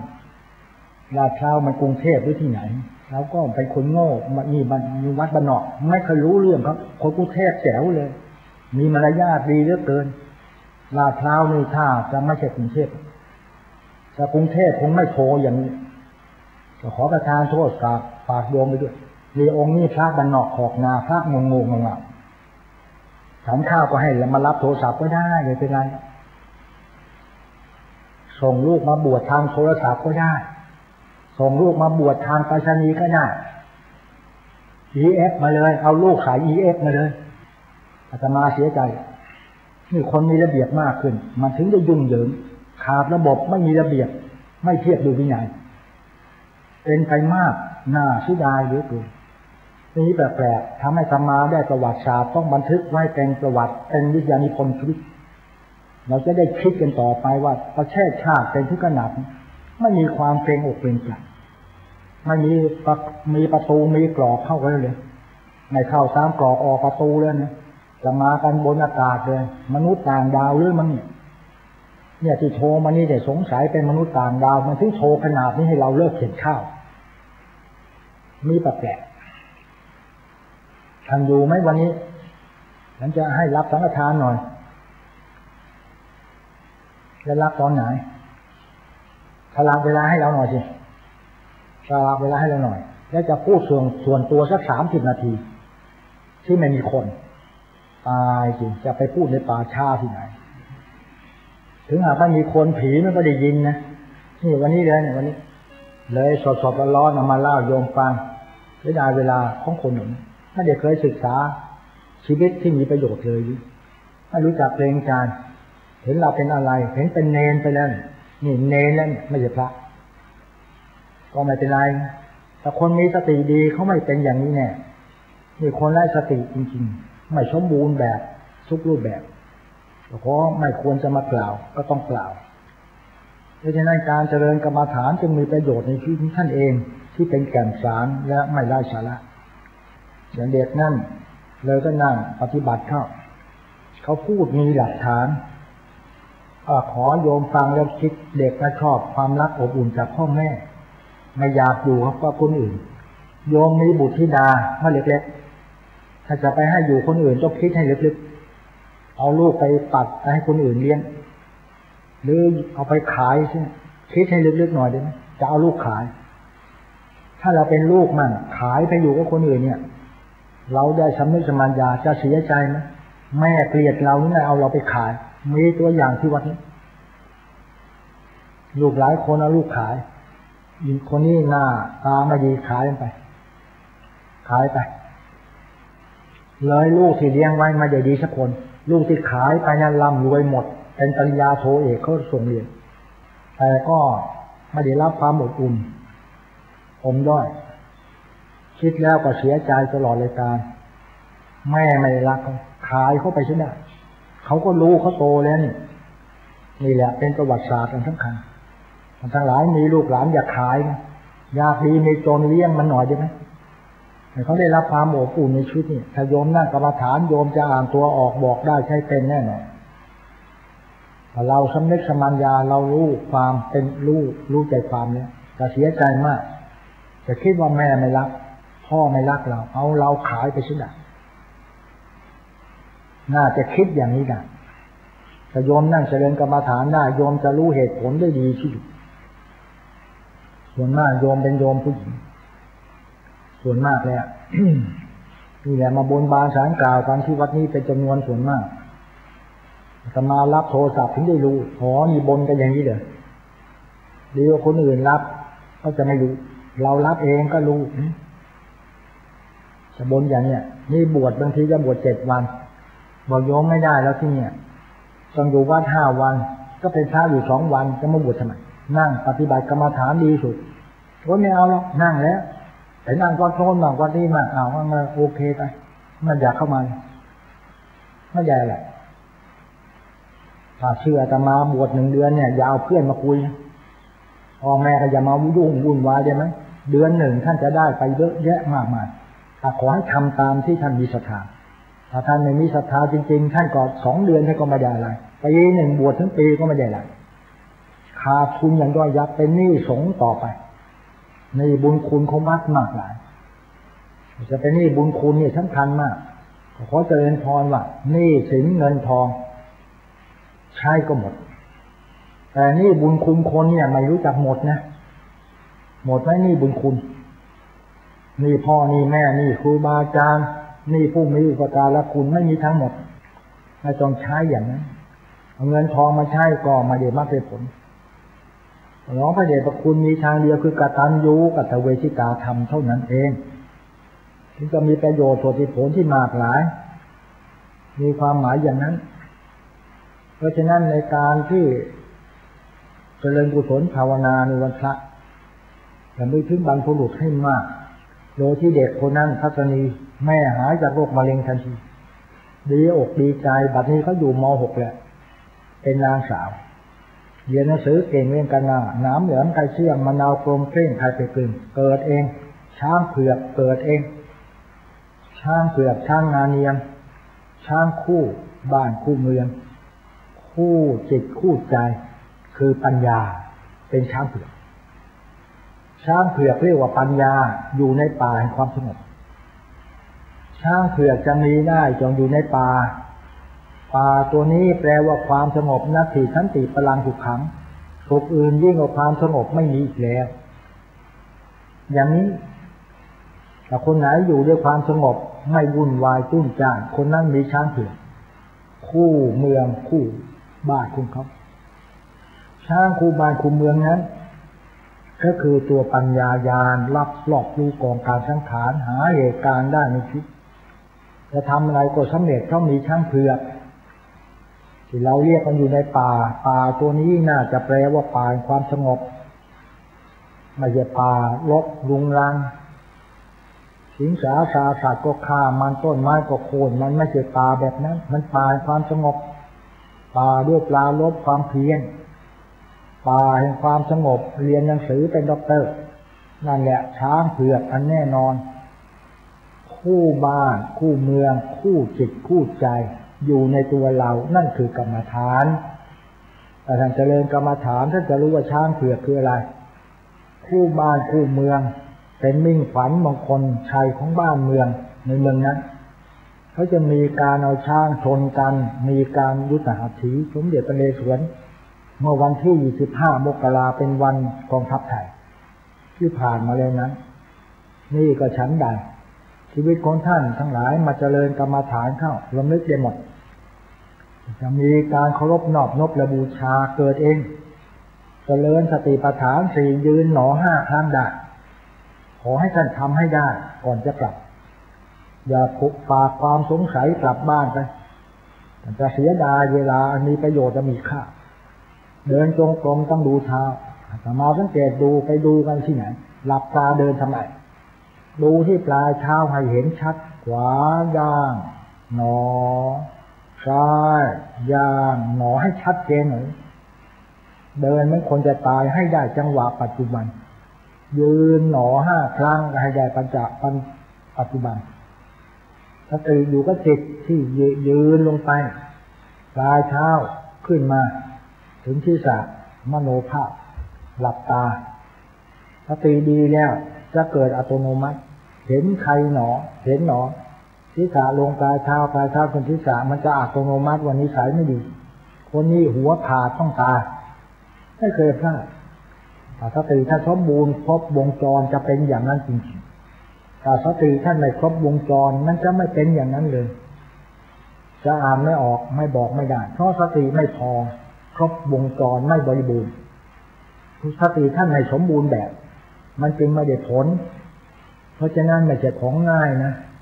ที่ทำเนี่ยท่านต้องทำบ่อยๆเสมอต้นเสมอปลายกลับไปบ้านก็ทำได้อยู่จิตอายนะธาตุสี่กำหนดตาเห็นรูปหูได้ยินเสียงจมูกได้กลิ่นลิ้นรสกำหนดให้ได้กายสัมผัสร้อนหนาวก็ต้องกำหนดเสียใจดีใจที่ลิ้นปีนั่นหายใจยาวๆกำหนดให้ลึกๆรับรองท่านจะหายโกรธนะผูกความโกรธเข้าไว้ในจิตกำหนดแล้วท่านจะหายไปเองคิดอะไรไม่ออกหายใจยาวๆยังอยู่ในรถหรืออยู่ที่ไหนก็ตามหายใจยาวๆตั้งสติไว้ที่ลิ้นปีกำหนดคิดหนอ4คิด5คิด100คิด1,000คิดเดี๋ยวคิดออกจดไว้นี่แหละของจริงแต่ผู้ปฏิบัติไม่ปฏิบัติตามนะโยมจะไร้ความหมายจะไม่ได้อะไรเลยนะเขาฝากไว้เสียงหนอตั้งสติไว้ที่หูอย่างจะได้รู้เลยเนี่ยว่าเขาพูดเนี่ยโกหกหรือเปล่ามันมีประโยชน์จริงๆเราจะได้รู้คนนี้คบไม่ได้หน้าซื่อใจคดเรียวรสคดเคี้ยวคบไม่ได้ปากหวานแต่ก้นเปรี้ยวเรียวรสคดเคี้ยวคบไม่ได้สติใช่ไหมเนี่ยขืนคบไปเราก็เสียหายมีประโยชน์ในการคบค้าสมาคมมีประโยชน์ในการธุรกิจมีสติในการใช้งานมีชีวิตชีวาอยู่ด้วยความราบรื่นอยู่ด้วยความชื่นบานมีชีวิตอยู่ด้วยความไม่หลงไม่เซ็งมีชีวิตอยู่ด้วยความสดชื่นอยู่ในจิตใจของตนตลอดการประวัติศาสตร์มีประโยชน์อย่างสาธุชนพุทธบริษัททั้งหลายกรรมฐานจึงเรียกว่าหน้าที่การงานกรรมฐานแปลว่าเหตุผลกรรมฐานตั้งต้นชีวิตให้ดีเหมือนออกแขกบอกเรื่องดีๆท่านจะแสดงดีตลอดรายการกระทั่งชีวิตหาไม่ถ้ามิฉะนั้นท่านจะไม่ได้อะไรติดตัวท่านไปจะน่าเสียดายเวลาและเสียใจเป็นอย่างยิ่งหนุ่มสาวทั้งหลายโปรดได้ทราบอันนี้ท่านมีสติดีพบวงจรถ้าจะอ่อมน้อมถ่อมตนปากหวานตัวอ่อนมือเป็นหงอนดูจะมีมั้ยเจอคนก็อยากจะอ่อนน้อมเจอพระก็อยากจะนมัสการยกมือไหว้สวดมนต์ไหว้พระโดยไม่ต้องสั่งการไม่ต้องอัตโนมัติแล้วเจอผู้สูงอายุอยากจะเลี่ยงทางอยากจะไหว้อยากจะกราบผู้มีอายุอานามผู้อาวุโสเลยอาวุโสพันเตเป็นต้นแต่คนที่ปากกล้าขาแข็งจิตใจไม่มีธรรมะไร้ธรรมะจะปากกล้าขาแข็งไม่อ่อนหวานอ่อนโยนสุภาพเรียบร้อยแน่นอนที่สุดออกมาเป็นลักษณะการอย่างนี้ชัดเจนมากท่านสาธุชนทั้งหลายท่านคิดดูอย่างนี้ท่านจะเห็นเองจะเห็นที่มีประโยชน์หรือไม่เป็นประโยชน์แก่ตัวท่านเองโดยเฉพาะจะเหมาะเจาะหรือจะไม่เหมาะเจาะก็เกิดขึ้นเองโดยเฉพาะมีความหมายมากเราจะเห็นเด็กถ้าปฏิบัติได้จะสวดมนต์ไหว้พระยกตัวอย่างวันนี้ก็เล่าฟังหลายๆพอเป็นฝรั่งแท้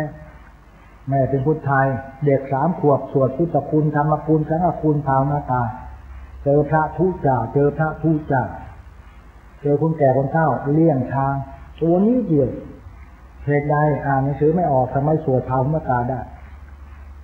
แม่พ่อเขาสวดพ่อเป็นฝรั่งแท้ๆแม่สวดตลอดลูกก็ว่าตามจนได้เด็กกำลังจำกำลังจดกำลังจำรีบสอนความดีให้มากคือลูกหลานของโยมตรงนี้เป็นเรื่องสำคัญประการหนึ่งแต่ท่านไม่เอาไม่เป็นไรของดีไม่มีใครอยากได้ก็ไม่เป็นไรมันจะเอาทั่วเต็มตัวเต็มเตาเต็มกระเป๋าก็ไม่เป็นไรมันจะสร้างความดีก็เอาไม่สร้างความดีก็ได้ไม่มีใครบังคับท่านหรอก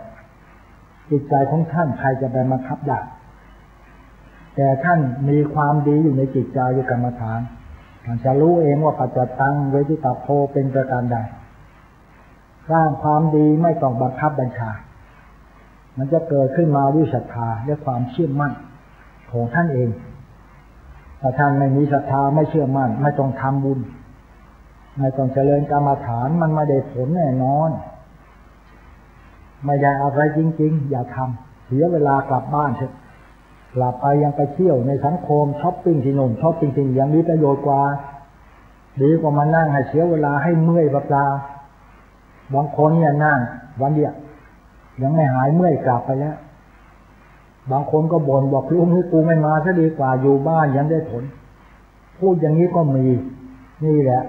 ก็ขอเจริญพรคนไม่เหมือนกันคนมันไม่เหมือนกันบางคนดีเขาก็ต้องการเรื่องของดีคนไม่ดีก็ไม่ต้องการของดีนะ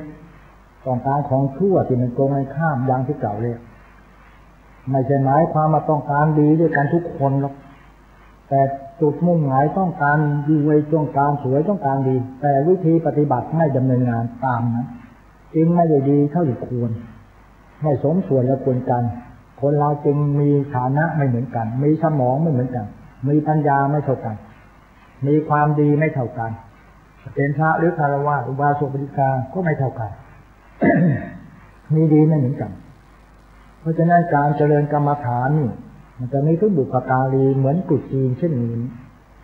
ไหว้บรรพบุรุษคือปูชาจากปูชนียานังเอกัมมังคลมุตตมังบูชาผู้มีบุญคุณนั้นเป็นมหามงคลชีวิตแน่นอนเกิดได้จากการเจริญกรรมฐานถ้าคนไหนเจริญกรรมฐานนั้นนึกถึงบุพการีได้จะมีการสักการะ2เคารพ3บูชา4นับถือ5เจ็ดปักแล้วก็ออกมาอย่างนี้ชัดสักการะแปลว่าเอาใจใส่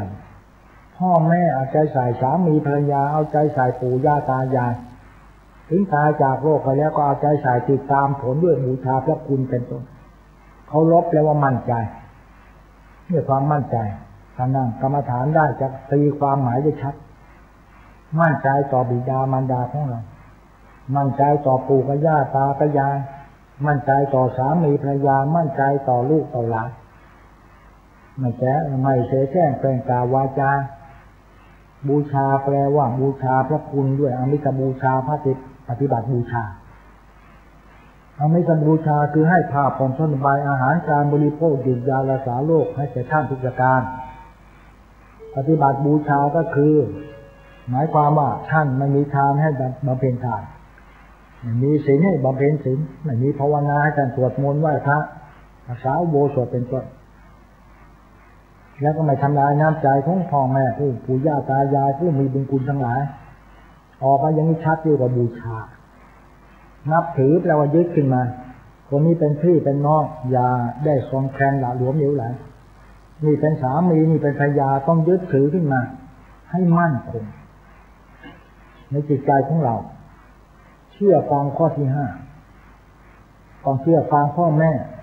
เชื่อฟังซึ่งกันและกันโดยเหตุผลข้อที่จริงจะไม่มีผันแปรแปลกปลอมแต่ประการใดเรียกว่าบูชาในบุพการีการสักการะการเคารพการบูชาการนับถือการเชื่อฟังโดยบูชาจากปูชนียานังเอตัมมังคลมุตตมังบูชาในผู้มีพระคุณทั้งหลายจะได้รับการเจริญพรทั้งต่อหน้ารับหลังเหมือนบูชาบรรพบุรุษในวันตรุษจีนเช่นในวันนี้ท่านทั้งหลายอย่าเข้าใจผิดเผากระดาษเงินกระดาษทองแล้วก็จุดประทัดเท่านั้นหรือน่าจะตีความหมายถึงธรรมะว่าบุพการีคืออะไรการดูตัวเวทีต่อบรรพบุรุษของท่านเพื่อประโยชน์อันใดลำลึกถึงพระคุณอันอุ่นใจทำใจสบายค้าขายก็จะรวยวันพรุ่งนี้ก็เป็นวันไหว้พระวันนี้ไหว้ผีบรรพบุรุษพรุ่งนี้ไหว้พระไปไหว้พระตามวัดวารามต่างๆเดี๋ยววันพวันต้องมีมาเป็นเยอะแยะถ้าจะมีมา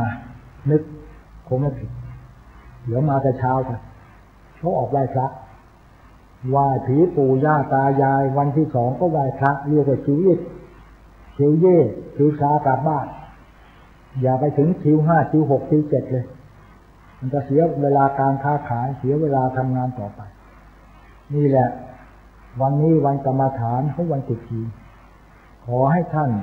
พี่น้องไทยสัญชาติจีนและคนไทยเหมือนกันทำเหมือนกันได้หมด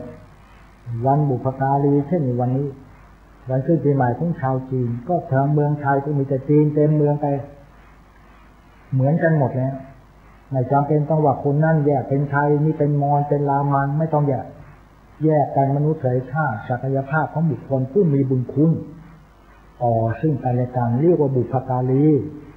โยมนั่งเจริญกรรมฐานจะเห็นได้ชัดแผ่เมตตาอุทิศส่วนกุศลเป็นต้นโยมจะได้หลักฐานการปฏิบัติธรรมเอามาไว้ในจิตใจของโยมสามารถจะปกป้องไปสู่อบายยภูมินรกเปรตทุกการสัตว์เดรัจฉานจะไม่ไปในภูมินั่นต่อไปเพราะฉะนั้นสุดท้ายนี้ที่จะชี้แจงแสดงถึงบรรพบุรุษบูชาบรรพบุรุษกตัญญูต่อเหตุผล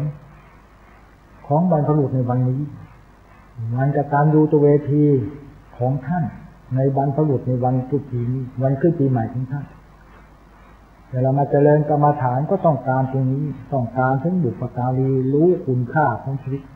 รู้คุณค่ากตัญญูตัวเวทีต่อบิดามารดาชาติภูมิมาติภูมิบ้านเกิดเมืองนอนของตนจะได้มีโอกาสบริจาค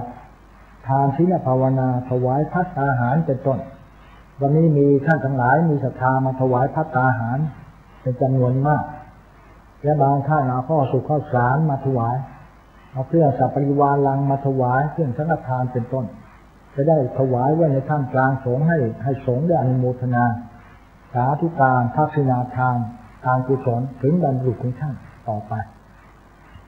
แล้วนั้นขอกุศลบุญราศีที่ท่านได้บำเพ็ญมาในวันนี้ทั้งญาติโยมทั้งหลายทั้งบรรพชิตเครือขัดอุบาสกบริกาโดยทุกนากันอาตมาภาพประธานสงฆ์ขออนุโมทนาแต่ท่านทั้งหลายขออำนาจคุณพระศรีรัตนตรัยอำนาจบุญกุศลทั้งหลายตัวประทานพรญาติโยมทั้งหลายที่มาเจริญพระกรรมฐานเจริญกุศลภาวนาโดยทุกนากันจงประสบแต่ความสุขความเจริญจงเจริญไปด้วยอายุวันนะสุขาภละปฏิภาณเป็นอาสารสมบัตินึกเชื่อจริงในประการใดสมความมุ่งมา่ปรารถนาด้วยกันทุกรูปทุกนามณโอกาสบัดนี้เทินขอเจริญพรทุกท่าน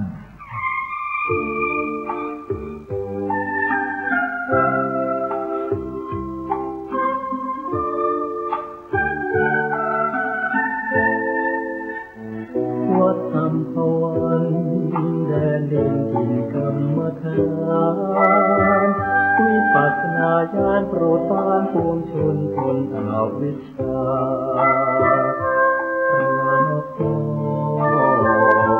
ภาวนาชูดาปัญญาวุฒิด้วยบริสุทธิ์วิสุทธิคุณมีการุณแก่ผู้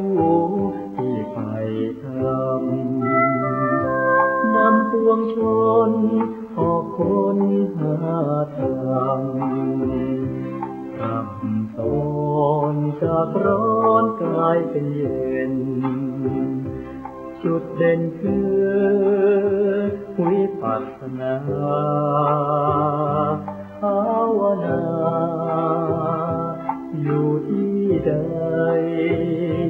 ที่นั่นใสแต่ชุ่มเย็นสิ้นสายตา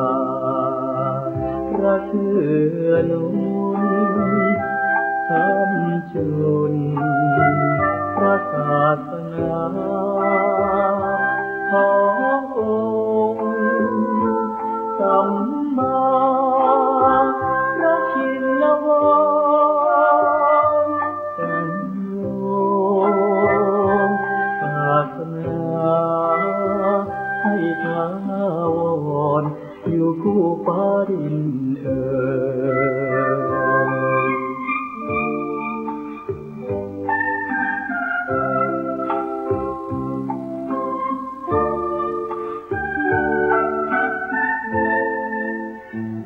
วัดอัมพวันแดนเด่นถิ่นกรรมฐานวิปัสสนาญาณโปรดปรานปวงชนพ้นอวิชชาพระพ่อภาวนาชูดาปัญญาวุฒิ